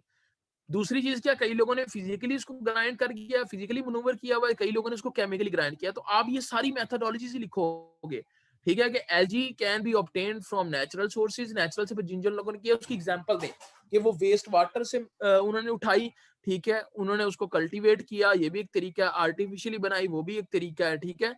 अब आप कहेंगे कल्चर किया, यहाँ वेस्ट वाटर लिखा था, उसका कहने का मकसद था वेस्ट वाटर से लिया और उसको फिर कल्चर किया, जैसे बैक्टीरिया लेके उसको कल्चर करते हो, इसी तरह एलजी लेके फिर उसको कल्चर किया गया। ये नहीं कि सारी की सारी एलजी एक नेचुरल सोर्स से उठाई गई है। तो जिन लोगों ने बिल्कुल सारी की सारी नेचुरल सोर्स से उठाई वो लिखो, किस एरिया में हुई है वो रिसर्च लिखो, फिर लिखो कि कई लोगों ने उसको आर्टिफिशियल यूज किया। इस तरह डिफरेंट मैथोडोलॉजीज का भी आपस में कंपैरिजन करो कि कितनी मैथोडोलॉजीज लोगों ने यूज की हैं आज तक। हो सकता है कि इसके अलावा भी तीसरी मैथोडोलॉजी यूज हुई हो। उसके बाद ये आपने मैथोडोलॉजी का कंपैरिजन भी कर लिया, थर्ड पेज के फर्स्ट हाफ के अंदर या सेकंड हाफ तक चला गया वो। अब ये आपके पेजेस बना रहा है, देखिए कैसे कैसे आपके पेजेस बनते जा रहे हैं। आपको ये फिक्र नहीं हो रही कि मैंने क्या लिखना है लिटरेचर रिव्यू के अंदर। कहाँ आप स्टार्ट में सिर्फ एलजी की बात कर रहे थे, आप स्पेसिफिक पे आ गए हो कि कौन कौन सी मेथड्स यूज हो रहे हैं। फिर आप उनके रिजल्ट्स पे आ सकते हो, जैसे अभी हमने ये रिजल्ट्स कुछ डिस्कस किए हैं, रिजल्ट्स ये कितना हो रहा है कितना नहीं हो रहा। फिर ये देखिए एक टेबल बना हुआ है ग्रोथ रेट का, ठीक है, कि ग्रोथ रेट किसमें, इसमें भी गौर करने वाली चीज है कि 30% वेस्ट वाटर के अंदर उसकी कल्टीवेशन की ग्रोथ रेट भी मैक्सिमम है, ठीक है, और उसकी बायोमास की प्रोडक्टिविटी भी मैक्सिमम है, और उसकी बायोमास की कंसंट्रेशन भी मैक्सिमम आई है। एक और चीज अब आपको यहां से मिल गई कि अच्छा, क्योंकि उसकी बायोमास की कंसंट्रेशन सबसे ज्यादा थी after growing 30% of waste water, मतलब जब आपने लैब के अंदर जाके पेट्री प्लेट में, या अगर आप किसी हाई लेवल पे काम कर रहे हो तो उसके अंदर आपने 30% वेस्ट वाटर वाली एलजी को जब ग्रो करवाया, तो उसकी बायोमास की ग्रोथ ही, कॉन्सेंट्रेशन बहुत ज्यादा आई थी। मतलब सबसे ज्यादा एलजी बनी उसी प्लेट के अंदर थी। मिसाल देता हूँ, 3 स्टूडेंट्स हैं, ठीक है, एक है अनीला, एक है मैविश, एक है आयशा। अनीला को उनकी मैडम ने कहा कि जो 30% ऑफ वेस्ट वाटर है वो वाली एलजी लेके आओ, ठीक है, जिसके अंदर 30 ग्राम एलजी होगी। अब आपको मुझे पता है 30% वाला शायद आपको पता होगा, जो हमारी बायोलॉजिकल टर्म है कि वो वेट बाय वॉल्यूम वाला, कि अब 30 ग्राम एलजी है 100 ml वाटर के अंदर। अनीला ने वो यूज कर ली, मैविश ने 60 ग्राम एलजी इन 100 ml वाटर वो यूज कर ली। ठीक है, और जो तीसरे नंबर पे आयशा थी, उन्होंने 100 gram algae in 100 ml of water वो यूज कर ली। अब ये तीनों के पास डिफरेंट परसेंटेज चली गई उनकी। जो अनीला ने ग्रो कराई 30% वाली, उसमें मैक्सिमम बायोमास बना है क्योंकि उसकी ग्रोथ बहुत ज्यादा हुई है। ठीक है, जो मैविश ने यूज की उसमें उससे कम बना है। ठीक है, जो आयशा ने यूज की उसमें सबसे कम बना है, 100% में सबसे कम। और एक कंट्रोल ग्रुप था कि नेचुरली एलजी जो ग्रो हो रही है वो किस उसकी प्रोडक्शन क्या है, उसकी ग्रोथ क्या है। वो कंट्रोल ग्रुप था, वो 1.87 था आपका। ठीक है, ये जो 1.87 लिखा, मतलब वो जो था वो 30% से भी कम था। मतलब सबसे हाईएस्ट यील्ड किसके पास है? ये अनीला के पास, क्योंकि अनीला की बायोमास कंसंट्रेशन बहुत ज्यादा थी, अनीला की ग्रोथ बहुत ज्यादा हुई थी एलजी की। ठीक है, और सबसे कम टाइम में हुई थी। सिर्फ ये देख, सबसे कम टाइम इसका 0.129, टाइम भी कम था, ग्रोथ भी ज्यादा थी, इसी वजह से उसकी यील्ड ज्यादा आई है। इसको कहते हैं अपने डाटा को इंटरप्रेट करना, जो हम लोग नहीं करते हैं। हम लोग क्या करते हैं? ये लाइन उठाई, ये कॉपी की, कॉपी करके लो जी इसको वर्ड में पेस्ट कर दिया, उसको पैराफ्रेज कर दिया, हमारा लिटरेचर रिव्यू बन गया। नहीं, लिटरेचर रिव्यू इस तरह से बनता है। ये छापा मारने वाली चीजें पहले 2 पेज में कर लो, इतना छापा मारना है। जो अगले 3 पेज लिखने हैं वो इस तरह से इंटरप्रेट करके लिखो। लिखो अब यहाँ पर आके, ठीक है, ये एक पेपर का डाटा है, लिखो कि क्यों बना, क्योंकि उसकी यील्ड मैक्सिमम थी। क्यों थी यील्ड मैक्सिमम? ठीक है, अब यहाँ yield maximum then control and other parameter of waste water in less time with more biomass concentration and growth rate। ये देखो, आपने एक लाइन के अंदर उसके पूरे पेपर के रिजल्ट को समराइज कर दिया। कहीं छापा मारने की जरूरत नहीं पड़ी, कुछ करने की जरूरत नहीं पड़ी। आपने उसके टेबल्स को पढ़ा भी, मैंने इवन लाइंस भी नहीं पढ़ी उसने लाइंस में क्या लिखा है, मैंने उसके टेबल से इंटरप्रिटेशन कर दी। ठीक है, और ये बिल्कुल भी मुश्किल नहीं है, आप लोग अपने सामने देख रहे हो। ठीक है, सिर्फ थोड़ा सा दिमाग लड़ाना पड़ता है। उसकी पूरे रिजल्ट्स को आपने उठा के एक लाइन के अंदर बयान कर दिया। अब आपने, मैंने कहा था कम से कम 20 से 30 आर्टिकल्स पढ़ने, रिसर्च आर्टिकल्स। पहले तो ढूंढो उन रिसर्च आर्टिकल्स को जाके, जब 30 रिसर्च आर्टिकल्स मिल जाएं इस तरह के, इसी टाइप के मिल जाएंगे, एक दिन का काम है, कोई मेहनत नहीं करनी पड़ती।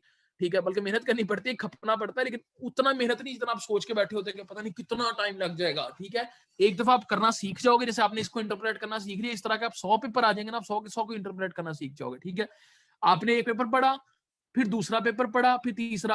आप पहले ट्राई करो, एक एक्स्ट्रा वर्ड डॉक्यूमेंट खोलो, उसके अंदर सबके रिजल्ट्स को ऐसे लिखते जाओ विद देयर साइटेशन। जब सबके रिजल्ट्स को लिख लो ना, तो फिर देखो कि उनमें से किन के रिजल्ट्स को आप कंपेयर कर सकते हो। कंपेयर क्यों? फॉर एग्जांपल, इसकी 30% वेस्ट वाटर ज्यादा थे, किसी ने किया उसके 60% ऑफ वेस्ट वाटर में ज्यादा यील्ड आई है। तो आप लिखोगे कि इसकी यील्ड 30% से आई है। ठीक है, फिर आगे लिखोगे कंपेयर्ड टू, अभी इसी साइटेशन को दोबारा दे, ओह सॉरी, ये क्या, कहां की साइटेशन? ये इसी साइटेशन को आप ज्यादा दे दोगे कि कंपेयर टू दिस। ठीक है, मैं आपको एग्जांपल के तौर पे कोट कर, कंपेयर टू ओने, ओने ने ये रिसर्च की थी ऊपर वाली, इसके कंपैरिजन में फॉर एग्जांपल मैं यहां से ये उठा लेता हूं, मैं ये सिर्फ रैंडमली उठा रहा हूं। ठीक है, कि इसने रिसर्च की है compare to this other research group showed. अब ये आप अपना ओपिनियन नहीं दे रहे यहाँ पर आप उनका कंपैरिजन कर रहे हो, लेकिन एक तरह का ये ओपिनियन भी शो हो रहा है, लेकिन ये नहीं कहना आई thought, I say. Other research group showed that 60% waste water yield maximum with more biomass concentration than 30%। और यहां पर आपने वो मटीरिया वाले पेपर को साइड कर दिया जिस दूसरे पेपर से आपने पढ़ा है। देखें, ये होता है आपस में कंपैरिजन करना। आपने पहले एक के रिजल्ट बयान किए, फिर उसको कंपेयर किया। कंपेयर टू भी कह सकते हो, इन कंट्रास्ट भी कह सकते हो, और फिर इस चीज को डिलीट कर देना, इन कंट्रास्ट। ठीक है, यहां पर सिंपल ये दोबारा ये भी कर सकते कि मटेरिया शोड दैट। ठीक है, ये मैंने आपको कल बताया था। नहीं तो आप इन कंट्रास्ट सिंपल यहां पे लिख दो रिसर्चर्स या अनदर रिसर्च जैसे हमने पहले लिखा था, another research showed that 60% of waste water, और उस रिसर्च को साइट कर दिया कि वो किसकी रिसर्च थी। तो दैट इज वाई आप रिजल्ट्स को कंपेयर करते हो। पहले आपने टॉपिक को इंट्रोड्यूस, ये लिटरेचर रिव्यू आपका ऑलमोस्ट सारा हो चुका है, अभी हम आखिरी पैराग्राफ्स की तरफ जाना है। अभी क्या हुआ कि आपने पहले टॉपिक का इंट्रोडक्शन दिया, टॉपिक का दिया, आपको मेरे ख्याल समझ आ गई होगी कि पैराफ्रेज कैसे करना है। मैं आपके सामने पैराफ्रेज करता जा रहा हूँ, ठीक है। फर्ज करो ये तो हमने चलो पढ़ के इंटरप्रेट करके पैराफ्रेज किया, आप कहते हो ये ऊपर वाली लाइन से इनको पैराफ्रेज कैसे करना है, और इस साथ साइटेशन देती जानी ताकि आपका काम होता रहे। अभी ऊपर वाली को पैराफ्रेज कैसे करना है ये देखें, algae are photosynthetic eukaryotic organism that do not wear sex organs, algae contain green chlorophyll. आप इसको सिंपली अपनी वर्ड में क्या कर दो, आप इस तरह इनको वर्ड्स को आप कहोगे हम इनको चेंज नहीं कर सकते कि फोटोसिंथेटिक है यूकैरियोटिक है, इनको घुमा दो। घुमाना कैसे है, एलजीआर यूकैरियोटिक, पहले आपने यूकैरियोटिक बता दिया, organisms that obtain their energy from sunlight, ये क्या हो गया, they are photosynthetic, ठीक है। ये हो गया, they do not have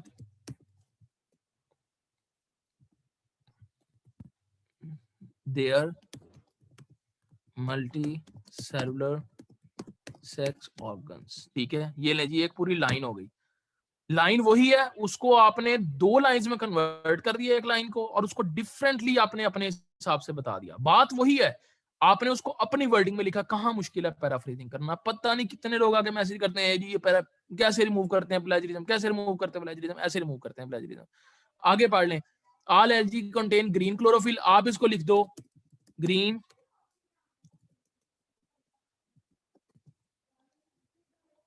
green chlorophyll is present in most of the algae, या all algae था in algae, simple, they are masked by photosynthetic pigment but they are covered with different colorful and colorless, क्योंकि दोनों तरह के होते हैं। थोड़ी सी bio की नॉलेज होता है, आपको पता होगा। Pigments that give them distinguish colour that is used to, हाँ मतलब कलरफुल एंड कलरलेस पिगमेंट लें, ये बात खत्म हो गई। वही बात है, उसी पैराग्राफ को आपने लिखा और वो जो ऊपर वाली साइटेशन थी, ठीक है, ये लें जी, आप इसको दोबारा साइट कर दें, यहाँ से कॉपी करें, ये लें जी, ये साइट हो गई, और ये ऊपर वाली साइड लाइन डिलीट हो गई। ये जो आपने लाइन लिखी है इसको सबसे पहले ले जाएं, ठीक है। ये लें, इसका कलर आप रिमूव कर दें, ये ले, ये आपकी पैराफ्रेजिंग है। कहाँ मुश्किल है पैराफ्रेजिंग, मुझे बता दें आप लोग, ठीक है। तो हेक्टिक है, तो मेहनत तो हेक्टिक होती है ना। अब आप घर बैठे बैठे आर्टिकल पब्लिश करना है, घर बैठे बैठे थीसिस पब्लिश करना है, तो फिर वो क्या कहते हैं, फिर दुकान पे बैठना भी मुश्किल होता है, शादी करना भी मुश्किल होता है। तो उससे अच्छा अगर एमफिल कर रहे हैं तो फिर मेहनत से कर लें, ठीक है। तो ये तरीका होता है पैराफ्रेजिंग करने का। जाके वो जो आप लोग कह रहे हैं ना कि टूल में डाल के कॉपी पेस्ट करके डाल दो, वो फिर बाद में आपको पता लग रहा होता है, जब बाद में जाके आप लोगों को प्लेजरिज्म आ रहा होता है, फिर आपके पकड़ा होता है यूनिवर्सिटी ने कानों से जाके पूरा थीसिस दोबारा लिखो। तो पहले इसलिए मैंने कहा सिनॉप्सिस अच्छा लिख लो, आपका थीसिस खुद अच्छा हो जाएगा। थोड़ी सी मेहनत करनी पड़ती है, मैं भी मेहनत कर रहा हूँ, आप लोग भी कर सकते हो, ठीक है। आपके सामने लिख रहा हूँ, कितनी देर लगी है। अब यहाँ पर हम बैठ के मैं अगर 1 घंटे के अंदर इतनी चीजें आपको बता दी, अगर मैं आपको बता ना रहा होता, खुद कर रहा होता ये चीजें, तो शायद मैं अभी तक ये 2-3 पेजेस लिख चुका होता। तो अगर आप लिटरेचर रिव्यू के 2-3 पेजेस एक दिन में लिख सकते हो, बड़े आराम से लिख सकते हो, कुछ मुश्किल नहीं है इसमें, मेहनत तो हर बंदे ने करनी है, ठीक है। और टूल जो होते हैं वो आपके साइंटिफिक टर्म का भी बेड़ा गर्क करते हैं, उसके अलावा वो साइंटिफिक टर्म ना भी बेड़ा गर्क हो, सिर्फ 50% रिमूव करते हैं। सबसे ज्यादा टूल यूज होता है क्विल बोट, ठीक है। और वो मैंने खुद भी यूज किया हुआ असाइनमेंट्स के अंदर चेक करने के लिए। जब हम चेक करते हैं तो 60% 40% फिर भी आपकी रह जाती है। इस तरह आप चेक करेंगे, आपका कुछ नहीं रहेगा पीछे, ठीक है। तो ये एक तो पैराफ्रेजिंग का तरीका बता दिया। दूसरा मैंने आपको बताया कि आपने इंट्रोड्यूस कर दिया टॉपिक को, एक लाइन के अंदर 2 से 3 साइटेशंस देने का तरीका क्या है, फिर उनके डाटा को इंटरप्रेट करने का तरीका क्या है, उनके रिजल्ट्स को इंटरप्रेट करने का तरीका क्या है, ठीक है। अब ये आप लोगों ने दूसरों के रिजल्ट्स को, जी साइटेशन नेसेसरी है, क्योंकि ये अच्छा एक बात याद रखनी, इंट्रोडक्शन और लिटरेचर रिव्यू, कभी कोई बात आप लोग खुद नहीं कहते होते। अगर आप साइटेशन नहीं दोगे तो उसका मतलब होगा कि वो बात आप खुद अच्छा, ये एक यूनिवर्सल फैक्ट है, क्या जी यूकैरियोटिक ऑर्गेनिज्म है, सबको पता है। उनके सेक्स ऑर्गन्स नहीं है, सबको पता है, ठीक। ग्रीन क्लोरोफिल प्रेजेंट होता है, सबको पता है। लेकिन पता है तो उसकी कुछ सोर्स है, तो पता लगी है ना, कोई ना कोई सोर्स से पता लगा कि आपने पैदा हुए थे तो पैदा होते ही आपको पता था कि ये एलजी ऐसी होती है, नहीं। कोई सोर्स थी डॉक्यूमेंट की, कोई रीजन थी जहां से आपको पता है। आपने क्या लिखा, अच्छा, ये साइटेशन इंपॉर्टेंट क्यों, मैं कल बताने लगा था आप लोगों को, मैं फिर छोड़ दिया, स्किप कर दिया। अब आपने लिखा कि आपको कहां से पता लगी, ये लाइंस कहां से पता लगी हैं आपको? 2014 का एक आर्टिकल है, वहां से पता लगी है। उसने ये लाइंस लिखी होंगी, उसने साइट किया होगा कि 2010 का कोई आर्टिकल है, उसको वहां से पता लगा है। 2010 वाले ने साइट किया होगा कि 1975 का कोई आर्टिकल है, उसको वहां से पता लगा है। उसने साइट किया होगा कि 1930 का कोई आर्टिकल है। तो ले दे के चीज एटलीस्ट एक, कहते हैं ना एक दरख्त का जैसे वो डिफरेंट शाखें होती हैं, तो ले दे के वो जड़ तक पहुंच जाता है। साइटेशंस के अगर आप बैकअप पे जाते रहो जाते रहो जाते रहो जाते रहो, तो वो साइटेशंस का एक बिल्कुल बैकअप होता है, रिसर्च आर्टिकल्स के नहीं, लेकिन इस तरह की जनरल टर्म्स का, कि वो कहीं ना कहीं उस बंदे तक पहुंच जाती हैं जिस बंदे ने ये काम स्टार्ट किया था, जो उसका ओरिजिन था, जहां से ये चीज स्टार्ट हुई थी। ठीक है, तो यही बात है कि इसलिए साइटेशन इंपॉर्टेंट होती है, कि वो बात आपने कहीं पैदा होते ही नहीं सीख ली, वो कहीं से आपको पता लगी। अगर आप यहाँ पे लिख रहे हो तो कहीं से पढ़ के ये लाइंस लिख रहे हो, वो लाइंस कहाँ से पढ़ के लिखी, वो लाइंस यहाँ से पढ़ के लिखी। तो हमेशा अपनी साइटेशन देते हैं, विदाउट साइटेशन कोई बात करोगे तो वो आपके मत्थे पड़ जाएगी और फिर पछताना पड़ेगा आपको। मैं एक एग्जाम्पल हमेशा देता होता हूँ। एक आदमी ने क्या किया था, उसने, पाकिस्तान का बंदा है वो, ठीक है, उस बंदे ने क्या किया कि उसने एक रिसर्च हुई थी, अब मुझे याद नहीं वो ऊंट पे थी तो उसने गाय पे कन्वर्ट की, या शायद गाय पे थी उसने ऊंट पे कन्वर्ट की। मतलब पूरी रिसर्च अंग्रेज ने की हुई थी ऊंट पे, उसने वो सारी रिसर्च उठाई, सिर्फ ऊंट की जगह गाय कर दी, और बाकी सारी रिसर्च वही रहने दी, उसको पब्लिश करवा दिया। उसकी नौकरी भी लग गई कहीं पे गवर्नमेंट सेक्टर में बीपीएससी से, लेकिन उसको बाद में किसी ने पता लग गया, किसी ने रीडर ने पता लगवा लिया, उस तरह ही 2-3 पेपर पढ़ रहा होगा, उस रीडर को पता लग गया कि ये तो बिल्कुल एक तरह की चीज छापी हुई है उसने, हल्की हल्की वैल्यूज चेंज की हैं, जो पाकिस्तान में बहुत आम होता है, बहुत आम होता है। आपके रिजल्ट्स नहीं आ रहे होते तो उसको मैनिपुलेट कर दिया जाता है। उसको करने का एक तरीका होता है कि आप पकड़े ना जाओ, लेकिन लोग नहीं, लोग क्या करते हैं, 40,000 रुपए दे दिए, किसी को 50,000 दे दिया, किसी को उसने उनके रिजल्ट्स हमें मनूवर कर दिए, मैनिपुलेट कर दिए, और बाद में जैसे उस बंदे के साथ हुई, अल्लाह ना करे किसी के साथ हो, लेकिन उसके साथ हुई है, किसी ने पकड़ लिया, दोनों आर्टिकल्स किसी ने पढ़ लिया, उसको पता लग गया कॉपी पेस्ट है, उसने उसकी रिपोर्ट कर दी, उसका केस हुआ लाहौर हाई कोर्ट में भी, एचईसी ने उसको फिर बैन कर दिया, उसको नौकरी से निकाल दिया गया। इस टाइम वो बंदा प्राइवेट ट्यूशन पढ़ा रहा है। ठीक है, तो सिर्फ उसकी वो एक गलती कि बस आर्टिकल पब्लिश हो रहा है, छापा मार लेते हैं, वो छापा मार रहे हैं, उसको कहां से कहां पहुंचा दिया है। ठीक है, तो इस तरह की ना, ये जो टाइम बचाने के लिए आप ये कहते हैं पैराफ्रेजिंग टूल यूज कर लेना, ये टाइम बचाने के लिए करना, वो बाद में फिर टाइम ऐसे बचता होता है, फिर सारा दिन वेले ही बैठे रहना। आज वो भी वेले बैठा है, तो आपने अगर वेले बैठना है तो ठीक है, टाइम बचाने का आसान तरीका है। ठीक है, नहीं तो देखें आपके सामने मेहनत है, कितनी देर लगी, कोई देर नहीं लगी। तो ये लिखा, इंट्रोडक्शन कराया, टॉपिक्स को इंट्रोड्यूस किया, उसके बाद उनका एक लिंक बना दिया, वो जनरल चीजें थी लिंक बनाने के, तो आपने डिफरेंट उनके टर्म यूज करा के सोर्स कौन कौन से थे जहां से लोगों ने लिया है।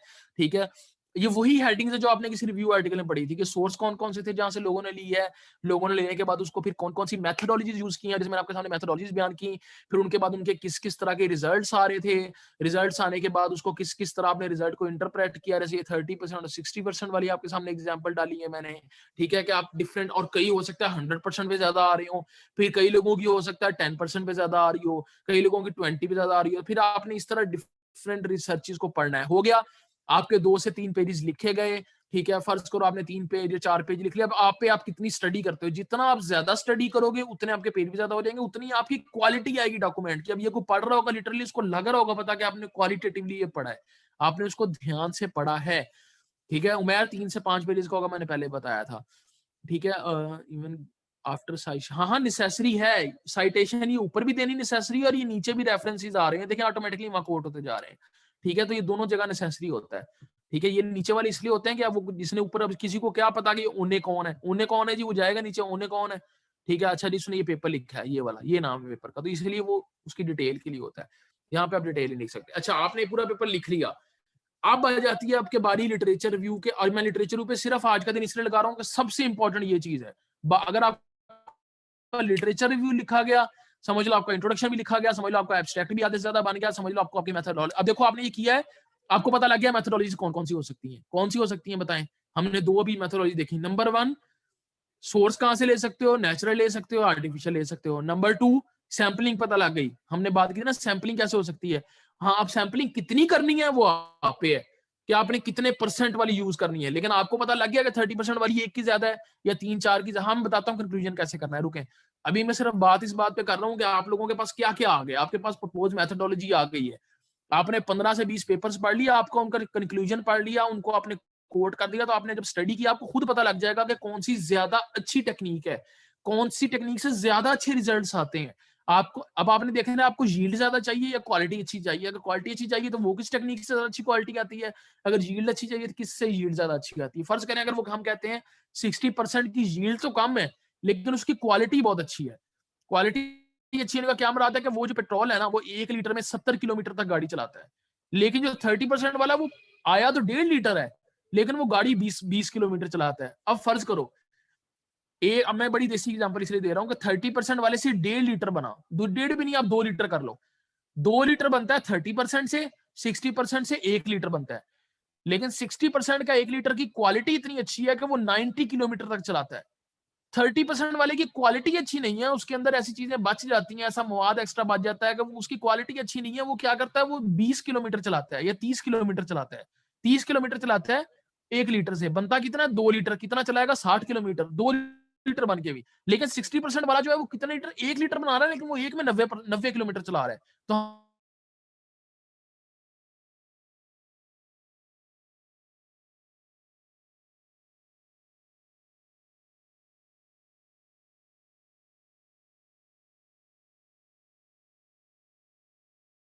हम लोग किसको ज्यादा प्रेफर करेंगे? हम लोग कहेंगे यील्ड कम है, इतनी अच्छी है। मम्मा मैं लेक्चर, अच्छा लेक्चर ले रहा हूँ। सॉरी, वो मेरी अम्मी जान की कॉल आ गई थी। ओके, आवाज आ रही है आप लोगों को? Hello hello hello. जी सॉरी, मेरे घर से अम्मी कॉल आ गई थी। अच्छा ओके, तो नहीं है, आपने क्वालिटी क्वालिटी पेपर में सब कुछ बताया होगा, तो आपके पास एक सीधा सीधा असूल आ जाएगा कि आपने अब कौन सी चीज यूज करनी है। आपको क्वालिटी चाहिए, आपको यील्ड चाहिए, क्या चीज चाहिए। कितने आराम से आपने डाटा को इंटरप्रेट कर लिया, कुछ मुश्किल नहीं है करना। अब आपके पास, आपको पता है आप प्रपोज मेथोडोलॉजी कौन सी यूज कर सकते हो, आपको पता है कि आपके कंक्लूजन क्या आ सकते हैं, आपको पता है आपकी प्रॉब्लम स्टेटमेंट क्या है। प्रॉब्लम स्टेटमेंट क्या है आपकी, हम वो भी कल लिख के देखेंगे, मैं सिर्फ अभी बता रहा हूँ। प्रॉब्लम स्टेटमेंट क्या है आपकी? प्रॉब्लम स्टेटमेंट आपकी ये आपको पता लगी कि हाँ, आज बायोथर्मल प्रोडक्शन बहुत जरूरी है, दुनिया में बहुत पैदावार हो रही है, लेकिन उसके रिसोर्सेज कम ना हो जाए। आपकी problem statement AIIMS and objective क्या है कि आपने ज्यादा क्वालिटी को, आपने ऐसा कोई पैरामीटर यूज करना है कि उसकी क्वालिटी भी, अब आप कह रहे हो एक से यील्ड ज्यादा आ रही है, एक से क्वालिटी ज्यादा आ रही है, क्यों ना कुछ ऐसा कर लिया जाए कि आपकी जो प्रोडक्शन है वो चलो ना 2 लीटर हो ना 1 लीटर हो, वो प्रोड्यूस 1.5 लीटर हो, लेकिन वो 60 भी ना चलाए, वो 90 भी ना चलाए, वो 100 किलोमीटर चलाने लग जाए। अब क्या ऐसा हो सकता है? इस तरह के पैरामीटर आप डिजाइन कर सकते हो, तो आपको ऑब्जेक्टिव होगा। ऑब्जेक्टिव अटेन होता है कि नहीं होता वो दूसरी बात है। ऑब्जेक्टिव अब क्या रह सकते हो कि इस तरह बायोएथेनॉल प्रोड्यूस की जाए, जिसे किस उस कैसे प्रोड्यूस करनी है कि 30% वाले में कोई लिमिटेशंस होंगी, ठीक है, कुछ ऐसी चीजें होंगी जिसकी वजह से उसकी कम आ रही है यील्ड। तो क्यों कम आ रही है? क्या ऐसा हो सकता है कि 30% वाले में जो लिमिटेशन है, उन लिमिटेशंस को हम रिमूव करें, और उनको रिमूव करने के बाद हम इस तरह से डिजाइन करें कि वो जो 2 लीटर था वो भी अगर 1 लीटर 90 किलोमीटर चलाने लग जाए तो 2 लीटर 180 किलोमीटर चलाएगा। अगर हम 30% वाली को 60% वाली क्वालिटी दे दें तो हम 180 किलोमीटर तक गाड़ी चला सकते हैं, डबल हो सकती है। ये आपके पास क्या है, एक आपकी हाइपोथेसिस स्टेटमेंट हो गई है, ठीक है। तो आपकी प्रॉब्लम स्टेटमेंट, आपके ऑब्जेक्टिव्स, आपकी हाइपोथेसिस स्टेटमेंट, सारा कुछ तैयार है, कुछ करने की जरूरत नहीं, सिर्फ आपने उन चीजों को लिखना है। तो आपका इंट्रोडक्शन भी इसी तरह बनेगा। इंट्रोडक्शन तो लिटरेचर रिव्यू की एक बहुत शॉर्ट फॉर्म होती है, ठीक है, वो मैंने आपको कल बताया था। बेसिकली देख लें, अब आपके पास हर चीज क्रिएट, आपका प्रॉब्लम स्टेटमेंट है, हाइपोथेसिस स्टेटमेंट है, ऑब्जेक्टिव्स हैं आपका, उस इन चीजों से आपका एब्स्ट्रैक्ट बन जाएगा, आप कंक्लूजन है। गैप फाइंड करना, नोवेलिटी फाइंड करना, क्या था वो, यही नोवेलिटी है कि आपने इस तरह कुछ करना है। डिफरेंट डिफरेंट करने की कोई जरूरत नहीं है इसमें। आपने जो पेपर साइट किए हैं उन पेपर्स के अलावा कुछ और पेपर्स रीड करके आप इंट्रोडक्शन, ये जरा डिटेल होता है।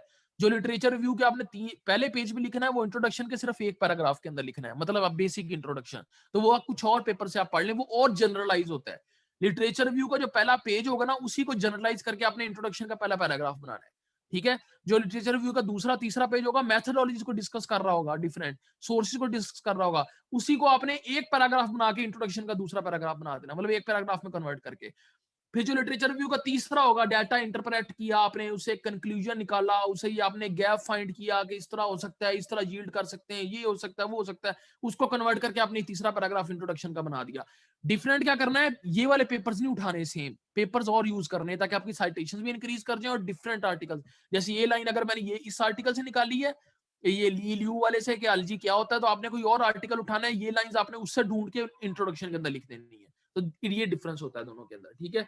बेसिकली देखें, अब आपके पास हर चीज तैयार है, लिटरेचर रिव्यू तैयार है आपका। जब आप पूरा लिटरेचर रिव्यू इस तरह लिख चुके होगे, आपकी साइटेशन खुद ही डलती जा रही है। अभी हमने ये कितनी लाइंस लिखी हैं, ये ऑलमोस्ट आधा पेज हुआ होगा अगर आप इसको प्रॉपर फॉर्मेटिंग कर लें तो। 1 2 3 4 5 6 7 8 9 ले जी, 9 साइटेशंस आपकी इन आधे पेज से आ गई हैं।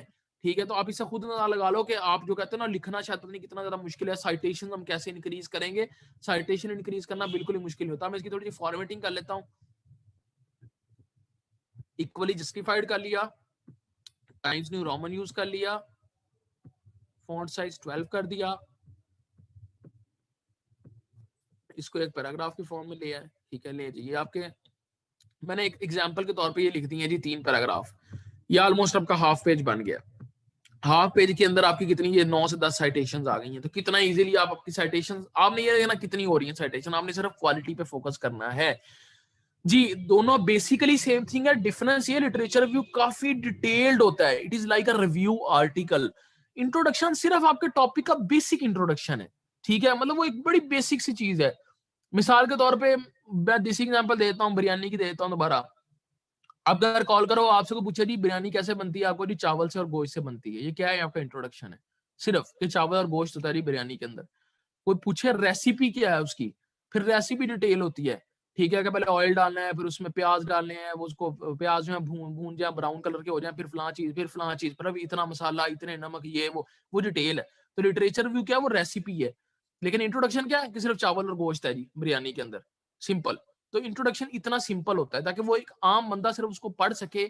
एक फिजिक्स का बंदा, इवन हमारे साथ शायद लिली इंग्लिश की है, एक दो और इंग्लिश या सीएस के, उमैर सीएस के, तो वो लोग पढ़ रहे हो तो उनको पता लग जाए बेसिकली कि अच्छा ये साइंस का टॉपिक है, लेकिन उनको पता लग रहा हो इंट्रोडक्शन पढ़ के कि इसमें कहा क्या जा रहा है। तो इंट्रोडक्शन बेसिकली ऐसे होता है।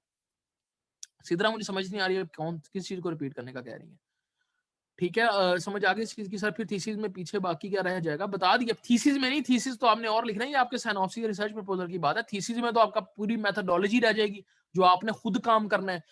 वही बात मैंने कही थी, अगर आप साइनॉप्सिस अच्छा लिख लो तो आपका थीसिस कुछ नहीं बचता पीछे, सिर्फ मेथोडोलॉजी रिजल्ट्स। वो जैसे जैसे आप सैंपलिंग कर रहे हैं उसको नोट डाउन करते जाओ कि मैंने आज इतने सैंपलिंग कर ली, इतनी कर ली, तो सारा काम आपका तैयार है। जिस दिन आपका रिसर्च खत्म होगी ना, जिस दिन आपके रिजल्ट्स आ जाएंगे, उस दिन पीछे बचेगा क्या, कुछ भी नहीं। मेथोडोलॉजी साथ साथ लिख ली है, सिनॉप्सिस में आपने पहले सारा कुछ तैयार कर लिया है। ठीक है, और एंड पे पीछे क्या बच गया, एंड पे एक छोटा सा आपका रिजल्ट बच गया जिसको आपने लिखना है बस। या डिस्कशन अगर आप उस पर कर रहे हो, एंड पे डिस्कशन का पार्ट बच जाता है। वो अगर आपने लिटरेचर रिव्यू अच्छे से पढ़ा होगा तो डिस्कशन करने में आपको मुश्किल नहीं होगी। थीसिस की बात कर रहा हूँ, डिस्कशन में आपने अपने रिजल्ट्स को फिर इन्हीं रिजल्ट से रिलेट करना है कि मेरी परसेंटेज इतनी आई तो फलां की इतनी आई है। ठीक है, इस तरह करके तो पीछे कुछ नहीं बचता। एक अच्छा सिनॉप्सिस 70% बना जाता है आपके थीसिस का। तो जब स्टूडेंट टेंशन में होता है ना कि पता नहीं हम थीसिस कैसे लिखेंगे, तो कोई उसमें करने की बात नहीं है, बड़े आराम से आप लोग कर सकते हो। बताओ समझ आई आज के लेक्चर की? अब आपको लिखने में कोई मुश्किल है तो मुझे बताओ कि हम ये चीज लिखने में सोच रहे हैं कि हम ये चीज अगर लिखेंगे तो मुश्किल होगी। कोई क्वेश्चन, अब आपका टाइम है, मुझसे क्वेश्चन पूछो कि हमारे माइंड में ये क्वेश्चन है कि अगर हम लिखते, अब मुझे ये कोई ना कोई हमें समझ नहीं आ रही लिखना कैसे है। ठीक है, लेआउट से लेके आपको पूरा लिटरेचर भी बता दिया, लिटरेचर रिव्यू के अंदर से सारी चीजें निकल आई हैं। ठीक है, तो अब कोई अगर ये कहता है ना, अगर किसी का सवाल है तो पूछ लो। अब हाँ, प्रैक्टिस के अलावा फायदा नहीं है मेरी बातों से। अगर आप लोग खुद प्रैक्टिस करोगे तो आपको लिखना आएगा। ठीक है, बल्कि मैं कहूंगा आप लोग जाके लिखो, बेशक एक पेज का लिटरेचर रिव्यू लिखो अपने अपने टॉपिक पे, लेकिन आज लिखो, एटलीस्ट लिखो आज। ठीक है, और मुझे सेंड करो कल लेक्चर से पहले पहले, या कल ट्राई करें कल दोपहर 2 बजे तक। अगर हो सके तो मुझे अपना अपना मुझे पर्सनली मैसेज कर दें। ठीक है, आप हम अपना अपना लिटरेचर रिव्यू बेशक एक पेज का लिखें, लेकिन एक पेज में समराइज करके उस चीज को लिखता है कि मुझे आइडिया हो जाए कि आपको लिखना आ गया है। ठीक है, प्रैक्टिस करें, वो कर लेंगे जो होता है ना, वो पता नहीं फिर लेंगे कब आता है कि हम कभी कर लेंगे। वो मेरे 300 स्टूडेंट्स हैं साइंटिफिक राइटिंग के, वो आज तक कर ही रहे हैं बेचारे। ठीक है, उनमें से सिर्फ 50-40 एक्टिव में, बाकी सारे वो कर रहे हैं। तो ये कर रहे हैं, ना छोड़ें। ठीक है, प्रैक्टिस करें। और हम कल, मुझे बता दें, कल का दिन हमारा पूरा पड़ा है। कल आप किस चीज पे बात करना चाहते हो? अगर आप इसी रिटर्न फॉर्म को ही दोबारा किसी और फॉर्म में एक्सप्रेस करना चाहते हो, कल हम ये कर सकते हैं कि हाँ, कल हम इसके बाद इंट्रोडक्शन लिख सकते हैं। ठीक है, वो हम पूरा लिख सकते हैं बैठ के, क्योंकि ये लिटरेचर भी पूरा लिखा नहीं जा सकता था, लेकिन मैंने ट्राई की इसमें आपको सारी टैक्टिक्स समझा दूं जो लिखने में होती हैं यूज। ठीक है जी, वही बात है, it's now a piece of cake, लेकिन केक अब आप पे है कि आप खाना चाहते हैं कि नहीं खाना चाहते। ठीक है, और आई डोंट थिंक आपको इतने अच्छे तरीके से कोई समझाएगा। हाँ, हाउ टू चेक प्लेजरिज्म अच्छी चीज है, मैं बता देता हूँ। चलो हम चेक करके देख लेते हैं।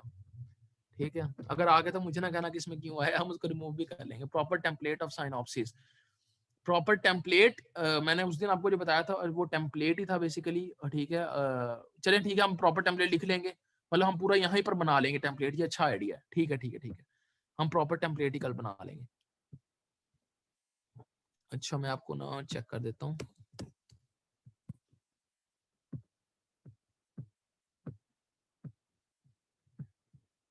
ये जी टर्निटिन पे गए,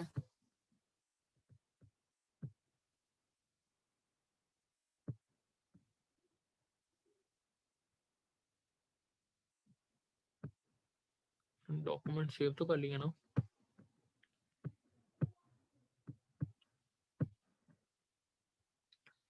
ओके, ये देख लें टर्निटिन कैसे यूज होता है जिसको नहीं पता। ये क्लास का नेम है, यूनिवर्सिटी का नेम है, ठीक है, उस पर हमने क्लिक किया।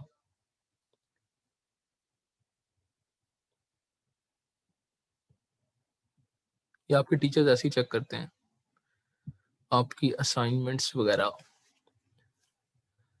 ले इंटरनेट हमारा स्लो हो गया है। अच्छा, हाँ किसी को आती है कोरियन या चाइनीज, पता नहीं क्या लिखी हुई है तो पढ़ ले। खैर इंग्लिश में कन्वर्ट कर दिया उसने। अब ये देखिए मैंने कई चेक किए हुए हैं। खैर हम जाते हैं रीसबमिट पे।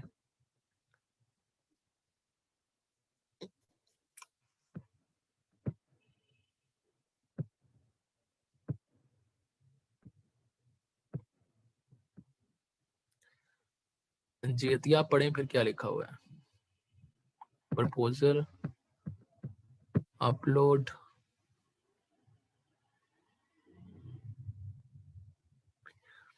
ठीक है। अच्छा तो अगर आपका प्लेजरिज्म डिटेक्ट नहीं होता तो वेल एंड गुड, हम देख लेते हैं कितनी डिटेक्शन आती है इसमें, ठीक है।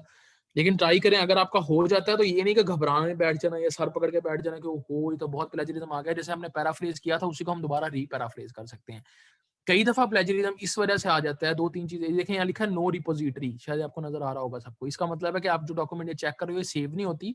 अगर सेव हो जाएगी तो फिर उस पर अगली दफा 100% आ जाएगा प्लेजरिज्म। तो ये आपने जब भी, अगर आप लोग खुद कभी करो तो याद रखना ये नो रेपोजिटरी के अंदर आपने चेक करना है ताकि वो सेव ना हो। अब मैं इसको 10 दफा चेक करूंगा, मैं चेक करूंगा, सुपरवाइजर चेक करे तो वो नहीं आएगा, ठीक है। तो इस चीज का ध्यान रखना होता है आप लोगों ने। नहीं थोड़ी देर तक पता लग जाएगा। जैसे मैंने कुछ लोगों को चेक किए हैं 6% है, 16% है, 13% है, ठीक है, नीचे भी आप देख रहे हैं। तो इस तरह पता लगे। तो अगर आपका पैरा प्लेजरिज्म आ जाता है, फर्ज करें आ गया, उसकी दो तीन रीजन होती है कि आपने पैराफ्रेज किया है फिर भी प्लेजरिज्म आ गया। पहली रीजन क्या है कि आपने कोई साइंटिफिक टर्म यूज किया, उस पर जैसे फोटोसिंथेटिक है तो हो सकता है उस पर आ ही जाए, जरूरी नहीं है कि उस पर नहीं आएगा। फोटोसिंथेटिक हो सकता है उस तरतीब में कहीं और भी लिखा हो, आपकी तरह किसी और ने पैराफ्रेज किया हो तो वो आ सकता है। जरूरी नहीं है कि प्लेजरिज्म नहीं आता, ठीक है। तो अगर आ जाए तो उसको आप दोबारा पैराफ्रेज करो, उसके सिनोनिम्स देख सकते हो, वर्ड आप जाके कि उसके सिनोनिम्स क्या, आप उनको यूज कर सकते हो। साइंटिफिक टर्म अगर लिखी हुई है उसको आप जनरल टर्म में यूज कर लो। फोटोसिंथेटिक है तो can obtain their food from sunlight, from energy from sunlight, इस टाइप पे कर लो। अगर जनरल लिखी है उसको फोटोसिंथेटिक पे ले जाओ। थीसिस में जो है आपकी 20% तक चल जाती है, ठीक है। 20% से कम आपकी हो तो ठीक है, कई यूनिवर्सिटीज में 15% से कम हो ठीक है जी। टर्निटिव रेफरेंसेस पे दे देता है लेकिन वो आमतौर पे एक्सक्लूड हो जाते हैं, हम रेफरेंसेस डिलीट करके चेक कर लेते हैं, ठीक है, डॉक्यूमेंट को, वो इशू नहीं होता। वो रेफरेंसेस आइडिया हो जाता है कि इसके रेफरेंसेस में क्या ज्यादा है, ठीक है। ये लीजिए हमारी 49% आई है। अब हम चेक करते हैं 49% किस चीज में आई है, रुकें। फिर आपने उसको डाउनलोड करना है। आपने इस, जैसे मुझे अभी भी स्टूडेंट्स मुझसे मांगते रहते हैं तो हमने उनको फिर पैराफ्रेज कर लेना है। ले जी कहाँ पे आई है हमारी, ये देखें। बेसिकली वही बात जो रेफरेंसेस में आई है, सारी है ही रेफरेंसेस में। अगर हम रेफरेंसेस को रिमूव कर देते तो ये कोई 5% या 4% होती, ठीक है। लेकिन मैंने रेफरेंसेस के साथ ही चेक कर लिया है तो इस बार आई है। ऊपर हमारी कहाँ कहाँ आई है, नंबर 1 देखें किस स्टेटमेंट के अंदर आई है जिसको हमने पैराफ्रेज नहीं किया था, याद है। सारी उठ के उसी स्टेटमेंट के अंदर आई है जिसके अंदर हमने पैराफ्रेज नहीं किया था।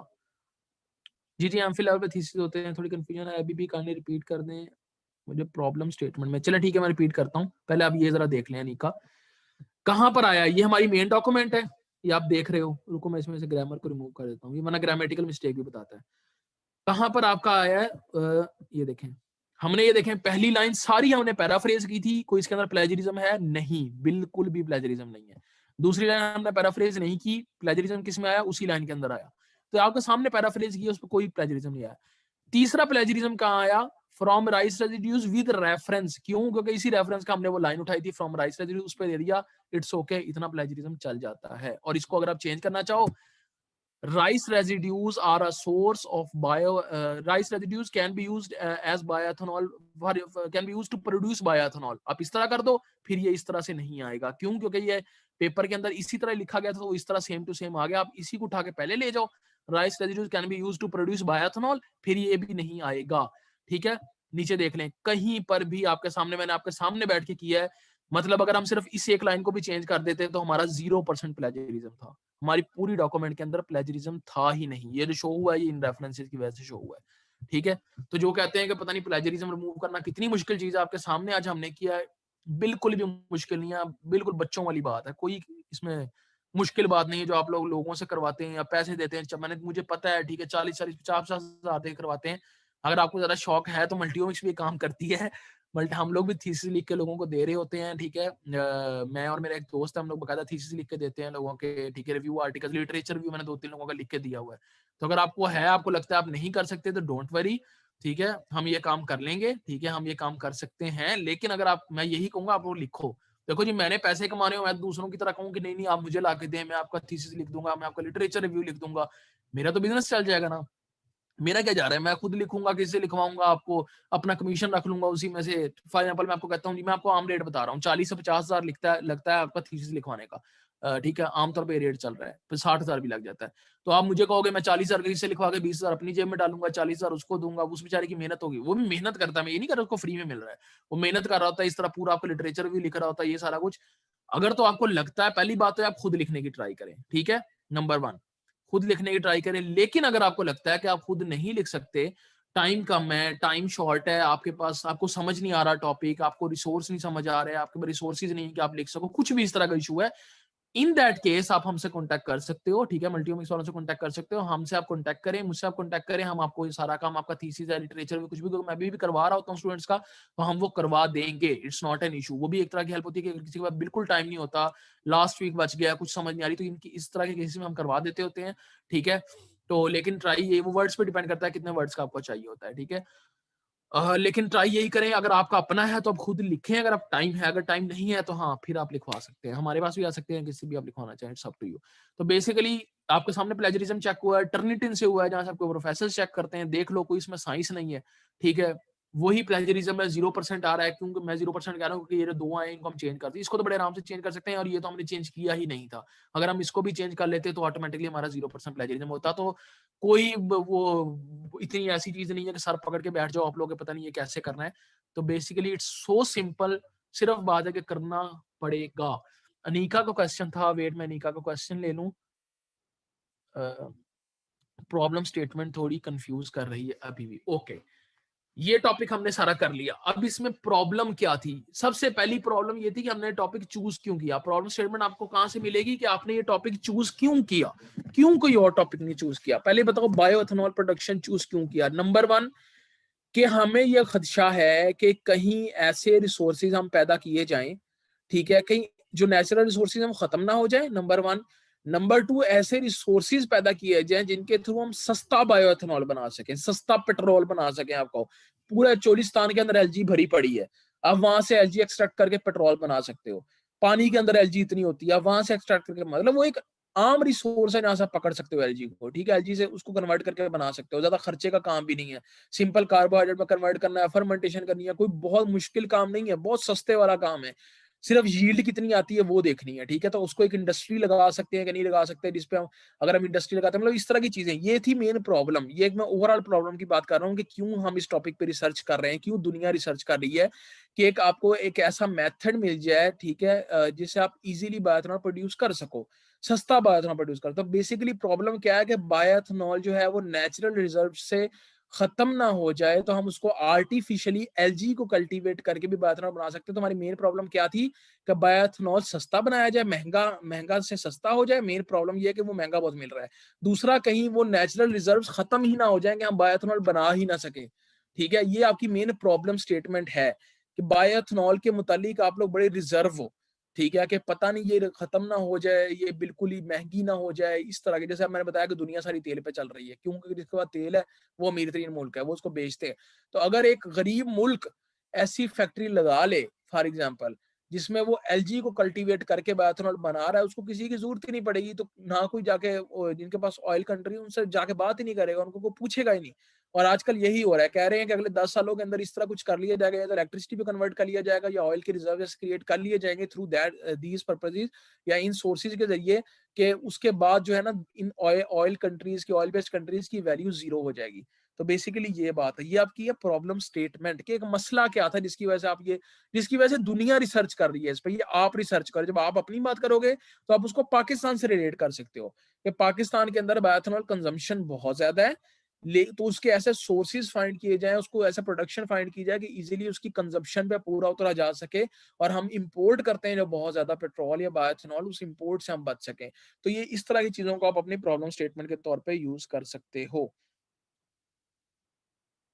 ओके, मैं और क्वेश्चन ले लेता हूँ आपके।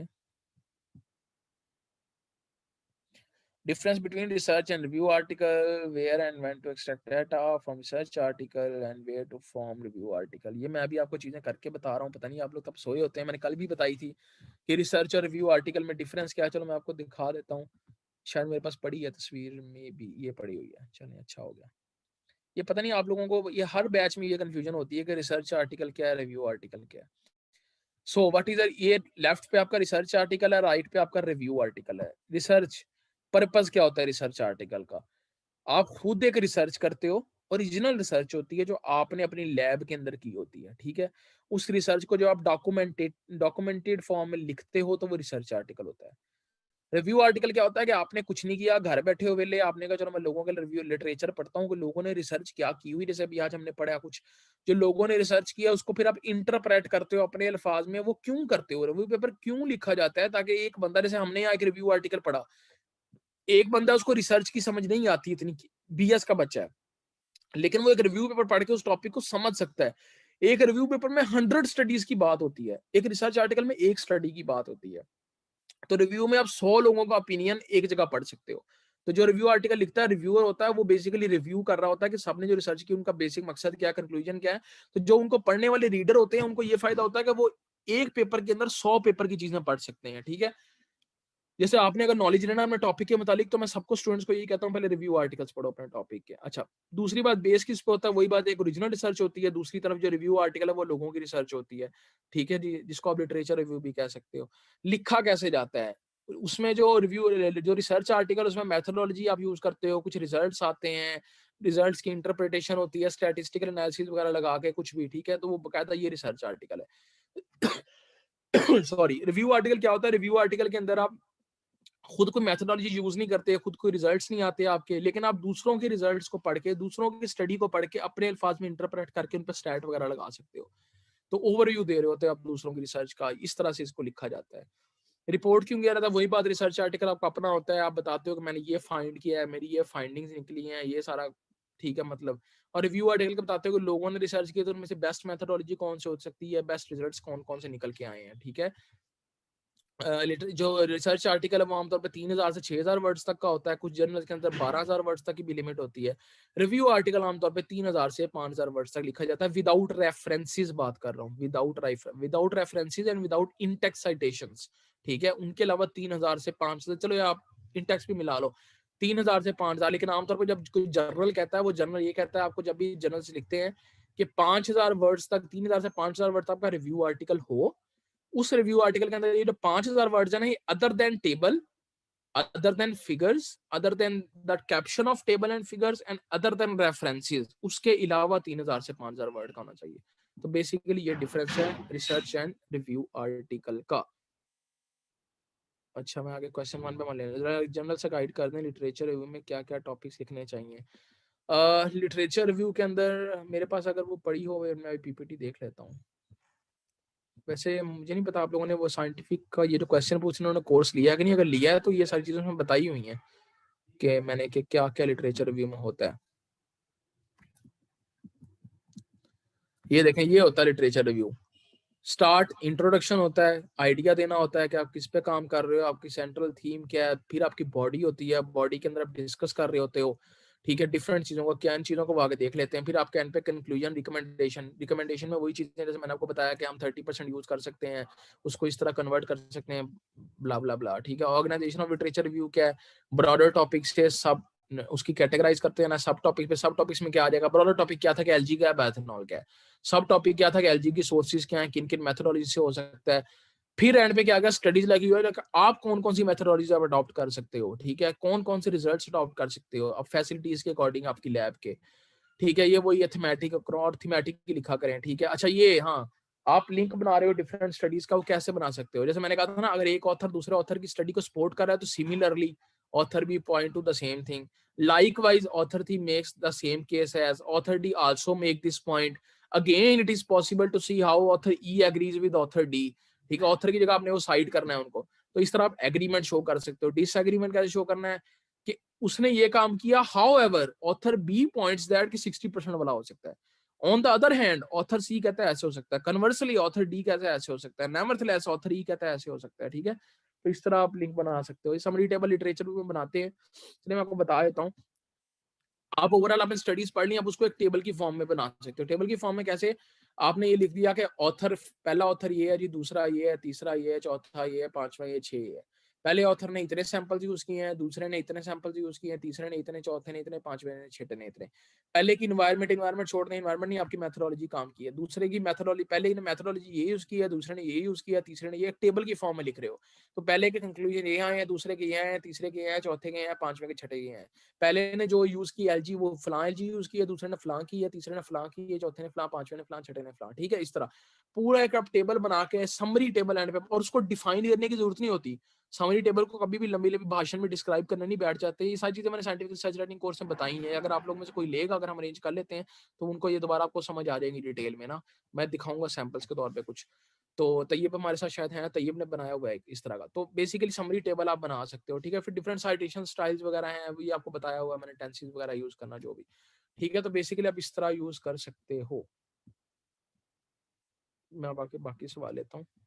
वेट, कल हम ट्राई करेंगे इसको पूरा साइनॉप्सिस को पैटर्न वाइज खत्म कर लें एक तरह.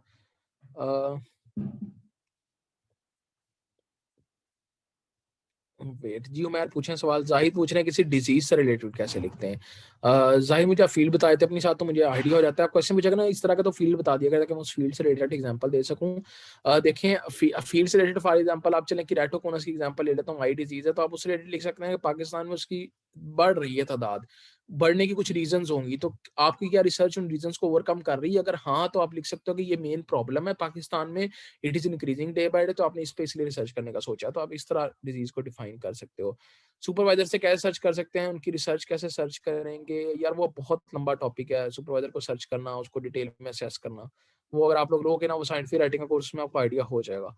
रिव्यू आर्टिकल किस तरह पब्लिश होता है, फिर पब्लिशिंग फिर अलग बात है, वो एक दिन में कवर नहीं हो सकती. उससे पूरा मतलब मैं यहाँ पर 15 मिनट में कवर नहीं कर सकता. पब्लिशिंग पे बहुत ब्रॉडर टॉपिक है, उस पर पूरा का पूरा सेशन बनता है. इवन डॉक्टर जवाद ने 1.5 घंटे का लेक्चर दिया हुआ उस पर आके, 1 से 1.5 घंटे का. तो वो एक अलग पूरी टर्मिनोलॉजीज हो जाती हैं. हेल्थ बाय सिस्टिक फाइब्रोसिस आप लिख सकते हो, सिस्टिक फाइब्रोसिस पाकिस्तान में इंक्रीज कर रही है. उसके बारे में लिख सकते हो कि उसकी डिजीज रेशो बढ़ती जा रही है. ठीक है, वो रेजिस्ट करती जा रही है मेडिसिन या कुछ भी, जेनेटिकली वो बहुत मॉडिफाई होती जा रही है, कुछ भी इस तरह की उसकी प्रॉब्लम बयान करनी है. सॉरी, गला बंद हो जाता है इस वक्त तक आके. प्रॉब्लम बयान करनी है कि आपने कैसे उसको डील कर रहे हो डिजीज को, मतलब बेसिक मसला क्या है पाकिस्तान में, कितनी वो डिजीज की प्रीविलेंस कितनी है. पब्लिकेशन, हाँ वही बात है, पब्लिकेशन भी डिटेल लेक्चर है. अगर थोड़ा सा डिफाइन कर दें इसकी नीड है यार. वो आपको सिंपल सी बात है, सुपरवाइजर का नाम लिखो गूगल पे जाके, आगे लिख दो रिसर्च गेट, बस आपको वहां पे आपकी सुपरवाइजर की प्रोफाइल आ जाएगी. तो इस तरह वन बाय वन टीचर्स को सर्च करो. आगे फिर डिफरेंट टर्म्स है, उनके impact factor, citations, H index, उनकी डाटा को इंटरप्रेट करना, कौन कितनी स्टडी कर रहा है, कैसी कर रहा है, वो देखना. वो फिर एक लंबी बहस हो जाती है कि फिर आपका डोमेन क्या है. तो काफी डिटेल डिस्कशन है वो इस पे होती है. What will be the methodology in case of disease. Disease के केस में सुंदर साहब सबसे पहले ये करेंगे कि आपने सैंपलिंग करनी है. सैंपलिंग कितने लोगों की कर रही है, पेशेंट्स का एक नंबर होता है, 100 की कर रही है, 50 की कर रहे हैं, 30 कर रहे हैं, तो आपको पता होगा आप कितनी सैंपलिंग कर सकते हो. नंबर 1. नंबर 2, सैंपलिंग किसकी कर रहे हो, वो इंक्लूसिव क्राइटेरिया एक्सक्लूसिव क्राइटेरिया मैंने बताया था. क्या फीमेल्स की करनी है in case of breast cancer, males की करनी है in case of prostate cancer, दोनों की हो सकती है in case of lung cancer. मैं कैंसर की एग्जांपल दे रहा हूँ फॉर एग्जांपल. ठीक है, तो उसकी कर रहे हो, या कोई ऐसी डिजीज जिस पे मेल फीमेल दोनों की हो सकती है. ठीक है, फिर कोई एज वाइज उस पर फैक्टर है कि इस एज तक ही कर रहे हो सैंपलिंग, फलां एज की नहीं कर रहे, सिर्फ एडल्ट्स की कर रहे हो, सिर्फ बच्चों की कर रहे हो, सिर्फ बूढ़ों की कर रहे हो, ये क्राइटेरिया उसमें लगते हैं। फिर उसके अंदर आप क्राइटेरिया लगा सकते हो कि अगर वो स्पेसिफिक डिजीज है तो उसके साथ कोई, जैसे अगर डायबिटीज है, डायबिटीज के साथ 2-3 चीजें इंटरलिंक कर जाती हैं। हाइपरटेंशन डायबिटीज के साथ इंटरलिंक कर जाता है, ब्लड प्रेशर जिसको हम कहते हैं, ठीक है। सेकंड, स्मोकिंग डायबिटीज के साथ आप इंटरलिंक कर सकते हो कि जिनका आपने डाटा लिया उनमें से स्मोकर्स कितने थे, नॉन स्मोकर्स कितने थे, हाइपरटेंसिव पेशेंट कितने थे, हाइपरटेंसिव पेशेंट कितने नहीं थे, ओबीस पेशेंट कितने थे, ओबीस पेशेंट कितने नहीं थे, लैक्टेटिंग वुमेन कितनी थी, लैक्टेटिंग वुमेन कितनी नहीं थी, ठीक है। प्रेग्नेंट वुमेन कितनी थी, प्रेग्नेंट वुमेन कितनी नहीं थी, ठीक है। इस तरह आप उनके डिफरेंट जो है ना कैटेगरीज बना सकते हो अपनी सैम्पलिंग की। तो इस तरह फिर उन पे फिर आपने क्या उन सब पे सेम मेथोडोलॉजी यूज की, जो भी आपकी डिजीज है उसके हिसाब से सैम्पलिंग के बाद उसके कोई टेस्ट होंगे डिजीज के, ठीक है। लाइक वो पीसीआर उनका डीएनए एक्सट्रैक्ट कर रहे होगे, फिर अगर फॉर एग्जांपल अपने म्यूटेशन अगर चेक करनी है तो अगर वो जेनेटिक डिजीज है तो आप उसका डीएनए एक्सट्रैक्ट करोगे, डीएनए एक्सट्रैक्ट करने के बाद उसको पीसीआर रन करोगे, पीसीआर रन करने के बाद उस पर डाटा को सीक्वेंसिंग के लिए भेजोगे, सीक्वेंस करोगे, चेक करोगे म्यूटेशंस कहाँ कहाँ पे हैं। तो इस तरह आपको फॉर पूरी मेथोडोलॉजी आपकी बनती है। ये कौन कौन से ऑपरेटर्स, अगर इस पे रिव्यू आर्टिकल लिखा जाए बायोटेक्नोलॉजी से रिलेटेड होते हैं जी, डिजीज पे लिख सकते हो, लेकिन कितनी डिजीज पे लिखना चाहते हो? कोई एक डिजीज पकड़ो, उसको एक स्पेसिफिक उसका क्राइटेरिया पकड़े, उस पर आप रिव्यू आर्टिकल लिख दें। इट इज नॉट डिफिकल्ट, लिखना मुश्किल नहीं है। बात यह है लिखने के लिए उठना मुश्किल है। लिखना आसान होता है, लिखने के लिए दिमाग बना के उठना मुश्किल होता है। जैसे नमाज पढ़ना आसान है, नमाज पढ़ना मुश्किल नहीं है, लेकिन खुद को उठा के नमाज पढ़ने के लिए लेके जाना मुश्किल है, ठीक है। फजर के टाइम नमाज पढ़ना 4 रखते, सबसे आसान जो नमाज है वो फजर की है। 4 रकात हैं, 2 सुन्नत 2 फर्ज। लेकिन सबसे ज्यादा मुश्किल नमाज भी फजर की होती है, क्यों? क्योंकि उसको अपने आप को उठा के लेके जाना होता है, ठीक है। तो जो चीज जितनी आसान होती है ना, वो चीज उतनी मुश्किल हम खुद बना लेते हैं, वो खुद बनती नहीं है। तो बस ये छोटी सी एग्जांपल आपको समझाने के लिए। और नमाज का जिक्र आ गया, चलो मैं इस बात पे बात एंड करता हूँ, फिर हमारा सेशन खत्म हो जाएगा। कि ये आप लोगों की बड़ी काम की बात है जो हम लोग चीजें समझते नहीं है, कि कुरान पाक में मुझे कहीं नहीं नजर आता कि लिखा हो कि नमाज पढ़ो, ठीक है। ये लिखा होता है नमाज कायम करो। ये दोनों चीजों में ना बहुत फर्क है, जो हम लोग फर्क समझते नहीं है। नमाज पढ़ो या मैंने उठ के पढ़ ली, ये होता है नमाज पढ़ो। नमाज कायम करो क्या मतलब होता है? आपकी अटेंशन हो, अटेंटिवली नमाज पढ़ो, नमाज पढ़ ना रहे हो सिर्फ, उसको कायम करो, परमानेंटली सस्टेन करो। इसी तरह आप जब लिखते हो ना, तो सिर्फ लिखो नहीं कि लिखा खत्म हो गया जी, एक पैराग्राफ लिखा बस अब अगले हफ्ते लिखेंगे, नहीं। उस लिखने को कायम करो, रूटीन बनाओ, लिखो, टाइम दो, ठीक है। ये होता है तो जैसे नमाज। और वही बात है कि हर चीज अपने आप को जरा इस्लाम से रिलेट करें, हमें हर चीज वहां से मिल जाती है। तो जैसे नमाज पढ़नी नहीं होती, नमाज कायम करनी होती है, इसलिए अपने डेली रूटीन में भी जो आप काम करना चाहते हो सिर्फ करना नहीं होता, उसको भी कायम करना होता है, ठीक है। तो सुबह नमाज कायम भी किया करें और डेली लाइफ में भी अपना काम किया करें। खैर, कोई और क्वेश्चन तो पूछ लें। एक पोएम के किसी एक एस्पेक्ट थीम पर कर सकते हैं रिसर्च? रिसर्च पता नहीं कर सकते कि नहीं, रिव्यू जरूर कर सकते हो आप उसके थीम पे। हाँ, रिसर्च देखो, रिसर्च होती है, मुझे अब एग्जैक्ट सॉरी टू से पता नहीं है कि लिटरेचर की रिसर्च किस तरह होती है। वो देखना पड़ेगा कि लिटरेचर में रिसर्च आर्टिकल लिखा कैसे जाता है। अकॉर्डिंग टू मी, जितना मुझे आइडिया है, आप किसी ऑथर पे, किसी शेक्सपियर वगैरह पे ये देख सकते हो कि उसने अगर वो लिखा है तो उसका बेसिक एक तो है कि थीम क्या है, एक तो उस ऑथर का माइंडसेट क्या था।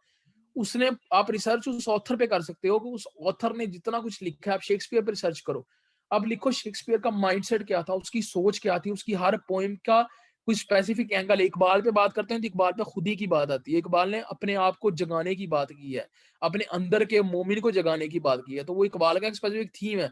मिर्जा गालिब ने अपने अंदर के आशिक को जगाने की बात की है, ठीक है। तो हर बंदे का एक थीम होता है। मीर तकी मीर जो है दाखिली शायरी करते थे, इंटरनल शायरी करते थे, ठीक है। तो इस तरह हर पोएट, कुछ पोएट जो मजाक की तरफ जाते हैं, हमारे अनवर मकसूद साहब में वो मजाक की शायरी करते हैं। हर शायर का, हर राइटर का एक स्पेसिफिक पैटर्न होता है, एक स्पेसिफिक आइडिया होता है। आप उस आइडियोलॉजी पे उसकी रिसर्च कर सकते हो, ठीक है, कोट करके उसकी चीजों को। खैर, और कोई क्वेश्चन? जी जी, पब्लिकेशन का पूरा लेक्चर है, डॉक्टर जवाद ने आके खुद वो हमारा सेशन दिया। अगर आप लोग कहोगे तो मैं खुद वो सेशन दे दूंगा। अगर डॉक्टर जवाद से सुनना चाहते हैं तो उनका भी लेक्चर पड़ा हुआ है। पब्लिकेशन पे पूरा प्रोसेस है, मेथोडोलॉजी पे नहीं है। मेथोडोलॉजी पे क्यों नहीं है? मेथोडोलॉजी हर बंदे की अपनी होती है। अब मैं यहाँ मेथोडोलॉजी डिस्कस, अगर आप कहोगे तो हम कर लेंगे डिस्कस मेथोडोलॉजी। अगर आप लोग कहते हो तो हम साइंटिफिक रिसर्च राइटिंग में मेथोडोलॉजी अगर डिस्कस करेंगे तो आपकी मेथोडोलॉजी और होगी, मेरी मेथोडोलॉजी और होगी। मेथोडोलॉजी वही होती है जो मैंने आपको दिखाई थी, जो आपकी सैम्पलिंग टेक्निक्स वगैरह है, सारा कुछ हम उसको कर सकते हैं, करने में इशू नहीं है। देखिए, बेसिकली हमारा इंग्लिश राइटिंग का कोर्स स्टार्ट हो रहा है 15 फरवरी से। उसके बाद हमारा फ्रीलांसिंग का कोर्स है, वो 21 फरवरी से स्टार्ट हो रहा है। तो मार्च के फर्स्ट वीक के अंदर हम लोग साइंटिफिक राइटिंग का कोर्स रख सकते हैं, लेकिन अब डिपेंड करता है। मसला ये है, कल मैंने जब डिस्कस किया टीम से तो थोड़ी सी कंफ्यूजन थी। कुछ लोग कह रहे थे कि साइंटिफिक राइटिंग का कोर्स या तो जैसे हम पहले करवाते हैं 5 डेज का वो ही रखें, ठीक है, विद द सेम फीस। उसकी रीजन क्या है कि अगर हम वो कोर्स रखते हैं, ठीक है, तो न्यू ऑडियंस भी आएगी बहुत ज्यादा। जैसे आप में से काफी ज्यादा न्यू लोग हैं, तो न्यू लोग आएंगे, तो अगर हम सिर्फ वो 2 दिन का कोर्स रख के या 3 दिन का कोर्स रख के सिर्फ सर्चिंग टेक्निक्स पे बात कर लेंगे, तो उन लोगों के लिए नाइंसाफी होगी जो कोर्स लेने आ रहे हैं, उनको बाकी चीजों का नहीं पता लगेगा। कोर्स वही होगा, ठीक है, वो जो पूरा 5 दिन का कोर्स होता है साइंटिफिक राइटिंग का, वही चीजें होंगी। अब आप पे है कि आप वो कोर्स लेना चाहते हो कि नहीं, ठीक है। कि आप में से अगर वो कोर्स आप लोग लेना चाहते हो तो ले सकते हो, अगर नहीं लेना चाहते वो भी आपकी मर्जी। मैं आपको दिखा देता हूँ अभी कि उस कोर्स के अंदर क्या क्या चीजें हैं, मैं आपको बता देता हूँ ताकि आप खुद असेस कर लो कि आप लोग वो कोर्स लेना चाहते हो कि नहीं। सीख के ही जाओगे कुछ ना कुछ। बल्कि मैं आपको ये कहूंगा कि अगर आप लोगों ने 1000 रुपया दिया इस कोर्स में, आप लोगों को पता है कि आपका 1000 रुपया वर्थ था कि नहीं था। अभी आप लोगों का अपना डिसीजन, आपने अपने दिल से पूछना है, ठीक है। रेफरेंसेस को आप डिलीट कर दें, उसके बाद आप प्लेजरिज्म चेक कर लें तो आप चेक कर सकते हो, ठीक है। रेफरेंसेस जाके वर्ड डॉक्यूमेंट में डिलीट कर लें, उसके अलावा प्लेजरिज्म चेक कर लें। खैर, बेसिकली आप लोगों ने खुद असेस करना है। अगर तो आपको लगता है कि आपका वर्थ किया, तो मैं आपको इस बात की भी गारंटी देता हूँ कि अगर आप वहां भी आके अपने पैसे लगाते हो साइंटिफिक राइटिंग कोर्स पे, तो वो भी आपके वर्थ करेंगे। क्यों? उस पे आपको मैं एक सिंपल सी, जैसे मैंने कल आपके ग्रुप में शेयर किया था, लोग सिर्फ एंड नोट को सिखाने का 2 साल लेते हैं। इसी तरह पब्लिकेशन, और हंसी आती है मुझे इन चीजों में, पब्लिकेशन करने का 2 से 3 हजार का कोर्स होता है, सिर्फ पब्लिकेशन करने का तरीका बताने का, करने का भी नहीं, तरीका बताने का सिर्फ, ठीक है। 2 से 3 हजार का कोर्स होता है। अगर आप लोग उस साइंटिफिक राइटिंग का कोर्स लेते हो ना, तो उसमें भी अभी इतनी चीजें हैं जो आप लोगों को पता लगेंगी। मैं आपको दिखा दूं, इंग्लिश कोर्स का कंटेंट बताएं। देखिए जी, इंग्लिश कोर्स का फर्स्ट मंथ जो होगा वो हमने बहुत सस्ता रखा है। आमतौर पे आप देखेंगे 3-3 हजार में पूरा ऐसे राइटिंग के कोर्स हो रहे होते हैं। हमने इंग्लिश राइटिंग का जो कोर्स रखा है, आप जाइएगा ना, मैं आपको साइंटिफिक राइटिंग का दिखा देता हूँ सबको। इंग्लिश राइटिंग का जो हमने कोर्स रखा है वो बेसिकली इस तरह रखा है कि फर्स्ट मंथ हम बिल्कुल बेसिक्स पे जाएंगे, tenses, grammar, parts of speech, ठीक है, नरेशंस, हर चीज को, एक्टिव वॉइस, हर चीज को डिस्कस किया जाएगा। सेकंड मंथ हम उसको डिवाइड करेंगे 3 डिफरेंट ग्रुप्स के अंदर। एक ग्रुप जो सीएसएस की तैयारी करना चाहता है, एक ग्रुप जो कंटेंट राइटिंग करना चाहता है फॉर फ्रीलांसिंग, और एक ग्रुप जो है वो जो सिर्फ इंग्लिश सीखना चाहता है। उसके बाद जब ये कोर्स रिटन इंग्लिश का मुकम्मल हो जाएगा, तो we are also going for spoken English course, और वो भी इंशाल्लाह सस्ता ही होगा, कोई महंगा नहीं होने वाला। और इंग्लिश राइटिंग का सिर्फ हमने पैसे रखे हैं 300 रुपया पूरे माह का। 2 से 3 दिन क्लासेस होंगी, बाकी 4 से 5 दिन आपकी डिफरेंट एक्टिविटीज करवाई जा रही होंगी ग्रुप के अंदर, व्हाट्सएप के अंदर। तो पूरा माह आपका कुछ ना कुछ चल रहा होगा। लेकिन हमने सिर्फ फीस, अगर हम चाहते हैं हम 1000 रुपया भी रखते हैं, आपको पता है लोगों ने आ जाना था, लेकिन बस ये सोच के रखा कि यार चलो कुछ ना कुछ सोसाइटी के लिए करना चाहिए। तो इंग्लिश राइटिंग कोर्स का बेसिकली मकसद ये था। तो 300 रुपया है, लेकिन जो पहले 50 मेंबर्स हैं उनके लिए 200 रुपया फीस होगी। जो 50 पार्टिसिपेंट जो होंगे, उसके बाद 300 रुपया होगी, ठीक है। फर्स्ट 50 के बाद हम एक दिन के लिए बंद कर देंगे, और उसके बाद फर्दर 300 रुपीज होगी, ठीक है। खैर, तो इंग्लिश राइटिंग और इंशाल्लाह बहुत अच्छा कोर्स होगा वो।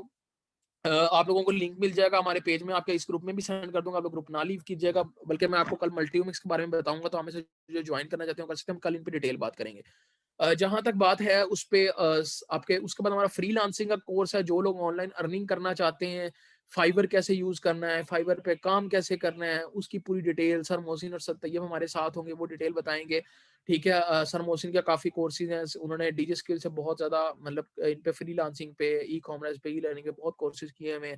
तो उनसे मैंने रिक्वेस्ट की थी कि वो आगे करवाएं, तो वो आगे करवाएंगे। और सर तैयब ई कॉमर्स पे काम करवाएंगे, शॉपिफाई पे अपना अकाउंट बना के विद जीरो इन्वेस्टमेंट आप कैसे अर्न कर सकते हो आउटसाइड यूएसए यूके, आप कैसे अपना सेलिंग कर सकते हो घर बैठे बैठे और कमा सकते हो, ठीक है। वो अगर आपकी मेहनत और आपका लक है तो उस पर भी कोर्स होगा। तो वो एक ही कोर्स है, ई कॉमर्स और फ्रीलांसिंग को मिला के। वही बात है, लोग 5-5 हजार के डिफरेंट वो अलग अलग कोर्स कराते हैं, हम उसको मिला के भी एक ही कोर्स करवा रहे हैं। और उसकी फीस भी बहुत मिनिमल होगी, उसकी कॉस्ट भी, ठीक है। कोई 1000 या 1200 या 1500 इतनी होगी, मुझे आइडिया नहीं एग्जैक्ट, ठीक है वो। और उसके बाद हमारा मार्च के फर्स्ट वीक में जी हमारे अवेयरनेस सेशन डिफरेंट होते रहते हैं इमरान। मार्च के फर्स्ट वीक के अंदर हमारा जो मैं आपको कल बताऊंगा मल्टीओमिक्स क्या है बेसिकली, उसके बारे में, जो लोग बिल्कुल नहीं है। मार्च के फर्स्ट वीक में इंशाल्लाह हमारा साइंटिफिक राइटिंग का कोर्स होगा। मुझे मसला ये है, मुझे काफी रिक्वेस्ट आ रही है कि सिनॉप्सिस का कोर्स करें, काफी रिक्वेस्ट आ रही है साइंटिफिक राइटिंग का करें। तो हो सकता है मुझे ऊपर नीचे करना पड़ेगा, लाइक फर्स्ट टाइम में एक टाइम पे, या फिर मुझे 7 दिन पहले एक कोर्स, 7 दिन फिर दूसरा कोर्स, 5 दिन 5 दिन, इस तरह करवाना पड़ेगा। लेकिन देख लें, अब वो आप लोगों पे है। अगर आप जी जी मैं कल मल्टीओमिक्स का सब कुछ बताऊंगा। आप लोगों पे आप लोग कोर्स करना चाहते हो तो मोस्ट वेलकम। मेरा आपसे अगेन ये प्रॉमिस है, जैसे मैंने आपसे फर्स्ट डे प्रॉमिस किया था कि आप लोगों के पैसे वर्थ करेंगे। ऐसा नहीं होगा कि आपको कोई पैसे जाया जा रहे हैं। इवन अगर आप लोग सिर्फ पब्लिशिंग भी सीख जाओ ना, तो उसका भी जो आप फीस दे के आए तो वो भी आपकी वर्थ करेगी। जबकि मैं आपको बता देता हूँ कि बेसिकली साइंटिफिक राइटिंग कोर्स में चीजें क्या है। देखिए, मैं वो नहीं चाहता कि मैं आपको कह दूं कि हाँ जी आओ, लाजमी आओ, क्योंकि हम लोग, हमारा मकसद ये है ही नहीं कि हमने कोई पैसे कमाने हैं आप लोगों से, लिटरली बता रहे हैं। ठीक है, हमारा मकसद ये है कि हमने सिखाना है आप लोगों को। और मैं आपसे ये चैलेंज करता हूँ कि आप लोगों ने 4 दिन का कोर्स लिया, अभी कल का दिन पढ़ा है, लेकिन आप लोग किसी और ऑर्गेनाइजेशन में जाके कोर्स ले लो, आपको कभी भी ऐसा एटमॉस्फेयर नहीं मिलेगा कहीं पे, जहाँ के आपको टीचर आपसे 24 घंटे इन कॉन्टैक्ट हो, जहाँ पर आप लोगों से बात, इवन नॉट जस्ट यहाँ पे, उसके बाद भी इन कॉन्टैक्ट आपसे रहेंगे इंशाल्लाह हमेशा। आप लोगों से राब्ते में हो, आप लोगों को इतनी चीज़ें सिखाई एक ही कोर्स में जा रही हैं, तो आपको कहीं नहीं मिलेगा। तो बेसिकली साइंटिफिक राइटिंग के अंदर काफ़ी सारी चीज़ें मैं यहीं से बताता हूँ। एक तो पहले दिन वही इंट्रोडक्टरी लेक्चर होगा आपका, ठीक है? हाँ, उसमें कुछ एडिशन है, चीज़ें वो होंगी जो आपने पढ़ी हैं उसके अलावा। टाइटलिंग के ऊपर, वही टाइटलिंग के ऊपर बात होगी जो आपने पहले दिन पढ़ी है, ठीक है? पहला दिन वो ऑलमोस्ट कह लें वही है। सेकंड डे जो बात होगी वो इंट्रोडक्शन से कंक्लूजन तक सब चीज़ों पे बात होगी, ठीक है? और उसके अंदर कुछ बहुत सारी ऐसी चीज़ें हैं जो मिस्टेक्स हैं जो हम दोहराते हैं। मेरे ख्याल यहाँ पर होगा, मैं आपको दिखा देता हूँ थोड़ा-सा लेआउट। ये कुछ पैरेलल स्ट्रेटजीज हैं, स्ट्रेटजीज कैसे आपने यूज करनी है, रूल ऑफ एमरेड है, अपेंडिसेस क्या होती हैं, ग्लॉसरी क्या होती हैं, साइटेशन की इंपॉर्टेंस क्या है, टेबल्स, फिगर्स, ये सारी चीजें आपने कहाँ यूज करनी है, कैसी मिस्टेक्स करनी नहीं, ये सारी चीजें होंगी, ठीक है। उसके बाद जो तीसरा दिन है आपका, वो डिटेल्ड लिटरेचर रिव्यू पे दिन है, मतलब वो पूरा दिन ही लिटरेचर रिव्यू पे है। जैसे मैंने आपको लिख के दिखाया, तो उस दिन ये थोड़ा सा लिख के भी दिखाएंगे और थोड़ा सा बताएंगे भी कि लिटरेचर रिव्यू, और वो पूरा 1 घंटे का लेक्चर। और मैम गुले फराए, उनका लेक्चर है 1 घंटे का, लिटरेचर भी होता क्या है, ठीक है। उन्होंने पीएचडी की हुई है ऑस्ट्रेलिया से, यहाँ इस्लामी यूनिवर्सिटी भागलपुर में प्रोफेसर हैं वो, ठीक है। तो वो उनका लेक्चर होता है लिटरेचर रिव्यू के ऊपर, ठीक है। उसके बाद क्योंकि आपको एक एक्सपर्ट एडवाइस मिलती है, तो मैं वही कह रहा हूँ कि आप लोगों के पैसे वर्थ करेंगे। उसके बाद चौथा दिन आता है जिसपे हम लोग बात करते हैं हमारी सर्चिंग टेक्निक्स पे। ये देखें, ये वो सर्चिंग टेक्निक्स है, कीवर्ड्स हैं, इन्फॉर्मेशन कहाँ से फाइंड करनी है, जर्नल्स कौन से हैं, आपकी पब्लिशर्स कौन से होते हैं, कि ये कौन कौन सी टेक्निक्स यूज कर सकते हो आप सर्च करने के लिए, गूगल में कौन सी टेक्निक है, गूगल स्कॉलर पे कौन सी टेक्निक है, ऑनलाइन डेटाबेसेस कौन से हैं, थीसिस कहाँ से डाउनलोड कर सकते हो, पीएचडी डिसर्टेशंस कहाँ से डाउनलोड कर सकते हो, एचईसी की थीसिस कहाँ से डाउनलोड कर सकते हो, ठीक है। ये बहुत एक, मतलब इस पे डिटेल पूरा दिन हमने सर्च करना है, पूरा दिन सर्चिंग टेक्निक्स पे है। लास्ट डे जो आपका है वो अगेन आपकी साइटेशंस पे, एंड नोट पे, प्लेजरिज्म रिमूवल पे, आपका लिटरेचर रिव्यू, आपका थीसिस स्ट्रक्चर, पेपर को रीड करने का तरीका, पेपर को बेसिकली पेपर का स्ट्रक्चर क्या होता है, उसकी फॉर्मेट गाइडलाइन। फिर मैं आपको कुछ थीसिस दिखाऊंगा कि थीसिस की लिखने के बाद थीसिस में मिस्टेक्स क्या होती हैं, कौन सी मिस्टेक्स होती हैं, कौन सी नहीं होती है, अपेंडिसेस को कैसे यूज किया जाता है। तो वो एक बहुत ज्यादा डिटेल्ड कोर्स है, ठीक है। तो शायद आपको कुछ चीजें उसमें सेम भी लगें, ठीक है, और शायद आपको कुछ चीजें डिफरेंट भी लगें, ठीक है। तो आप पे है कि आप लोग लेना चाहते हो कि नहीं। लेकिन इंशाल्लाह इंशाल्लाह वो कोर्स बहुत मजे का होगा। वो भी आप लोग, अगर आप लोग उसमें से सिर्फ, मैं सच बता रहा हूँ, अगर आप सिर्फ उसमें सर्चिंग टेक्निक्स ही सीख लो, अगर आप उसमें सिर्फ पब्लिशिंग के बारे में, 2 चीजें उसमें ऐसी हैं जो आपने इस कोर्स में नहीं की, और लिटरेचर रिव्यू भी डिटेल में, और 2 गेस्ट स्पीकर्स भी आएंगे उसके अंदर, ठीक है, बताने के लिए। इवन हमारे पास प्रोजेक्ट के ऊपर भी, अगर आप अपना प्रोजेक्ट डिजाइन करना चाहते हो तो कैसे कर सकते हो, ठीक है। तो मतलब हमारे पास 3 स्पीकर्स हो सकते हैं, 2 से 3 स्पीकर भी हो सकते हैं। नहीं तो मैं ट्राई करूंगा, वो प्रोजेक्ट वाला इतना आपको समझ नहीं आएगा अभी, तो वो पेटेंट के ऊपर चला जाता है। तो आपके 2 टीचर्स भी आगे, एक टीचर पब्लिशिंग पे सारी डिटेल बताएंगे। अगर आप लोग कहोगे तो मैं अपनी आवाज में उसको अपनी वर्डिंग में बता दूंगा। अगर आप टीचर से सुनना चाहते हो, टीचर वाला भी डॉक्टर जवाद वाली सुना देंगे। अगर आप मुझसे चाहते हो तो मैं बता दूंगा। तो इंशाल्लाह मार्च के फर्स्ट वीक में वो होगा, ठीक है। मैंने इसलिए आपसे फॉर्म फिल करवाया था, मुझे आइडिया हो जाए। तो कोई 20 के करीब लोगों ने कहा है कि वो लेंगे, कोई 10 से 15 लोगों ने मे बी किया हुआ है। तो चलो एक आइडिया हो जाता है कि 35 तो आ ही जाएंगे। और न्यू ऑडियंस तो फिर बहुत ज्यादा, जैसे अब आप लोगों ने कोर्स लिया, आपको पता है कोर्स कैसा है, तो आप लोग अपने फ्रेंड सर्कल में बता सकते हो जाके कि हाँ हमने कोर्स लिया है, उस कोर्स की ये वर्थ है, आपको वाकई फायदा होगा या नहीं फायदा होगा। तो एटलीस्ट आप सबको पता है अब, तो आप उस कोर्स को खुद बता सकते हो लोगों को। तो अगर अभी तक हमारी पब्लिसिटी ऐसी होती है, हम लोग खुद कहीं जाके हम स्पॉन्सर्स नहीं करते ऐड अपने, हमारी कोई स्पॉन्सर नहीं हो रहा होता, हमारे स्टूडेंट्स ही हैं जो आगे अपने फ्रेंड्स को बताते हैं कि यार वो कोर्स वाकई आपका फायदे का, आप ले सकते हो। नंबर 1। नंबर 2, आप लोग लोगों कोर्स ले चुके हैं इंशाल्लाह। साइंटिफिक राइटिंग हम मार्च के फर्स्ट वीक में करेंगे हम, मेरा पूरा इरादा है। और साइनॉप्सिस का अगर दूसरा कोर्स मुझे अरेंज करना पड़ा तो वो भी मैं उसी दौरान कभी कर लूंगा। तो खैर 5 दिन का ही वो कोर्स होगा। मैं उसको शॉर्टन नहीं कर रहा इस वजह से कि जो नए लोग आने वाले होंगे उनके साथ ज्यादती होगी, कि फिर वो पैसे भर के आ रहे हैं, उनको वो आधी चीज मिल रही है सीखने को। चीज मैं ये सारी सिखाऊंगा, वन टू ऑल सिखाऊंगा। बल्कि उसमें मैं ट्राई करूंगा रिटर्न वर्क जैसे आज हमने किया उनको भी हम करके दिखाएं, ताकि उनको फिर एक्स्ट्रा उनको खपना ना पड़े। तो इंशाल्लाह एक अच्छा कोर्स होगा वो भी। तो कल हम फिर डिस्कशन करेंगे ओवरऑल पूरा, जैसे लिटरेचर व्यू लिख लिया आज हमने, कल हम introduction, abstract, problem statement, hypothesis statement, AIIMS and objectives, and पे कंक्लूजन, प्रपोज मेथडोलॉजी, सैम्पलिंग, इन सारी चीज़ों को हम लिख कर देखेंगे, लिख के देखेंगे, ठीक है, कैसे लिखेंगे। उम्मीद है यहाँ तक आपको समझ आ गया होगा। 2 घंटे आई थिंक हो चुके हैं, और जो 40-50 लोग बैठे हैं, थैंक यू सो मच कि आप लोग अभी तक सुन रहे हो। समझ आ गई, आई होप सो आपको आज की चीज़ कोई इशू है तो पूछ लें आप लोग, ग्रुप में भी पूछ सकते हैं, मुझे बाद में मैसेजेस कर सकते हैं, आई एम ऑलवेज अवेलेबल, ठीक है। तो कभी भी आप लोग पूछ लिया करें। तो हाँ, कभी-कभी होता है आपको रिकॉर्डिंग आपको मिल जाएगी, अगर आप सेंड कर देंगी कल की रिकॉर्डिंग। कभी-कभी हो जाता है सेंड करने में, आपसे कॉन्टैक्ट करने में लेट हो जाती है, तो वो हम बिज़ी इंसान है, बिज़ी हो जाते हैं, तो वो आप लोग टेंशन ना लिया करें, हर चीज़ आपको अवेलेबल होगी। चलिए ठीक है, अगर ना आप रिकॉर्डिंग सेंड कर दीजिएगा ग्रुप में, फिर हम यहाँ सेंड करते हैं मीटिंग को। ठीक है, कोई चीज़ आई थिंक रह नहीं गई। Thank you so much everyone, और इंशाल्लाह बस उम्मीद है कि आप यहाँ से कुछ ना कुछ सीख के ही जाएँ। चलिए ठीक है, अल्लाह हाफ़िज़। अल्लाह हाफ़िज़ everyone. I am going to end this meeting. अल्लाह हाफ़िज़।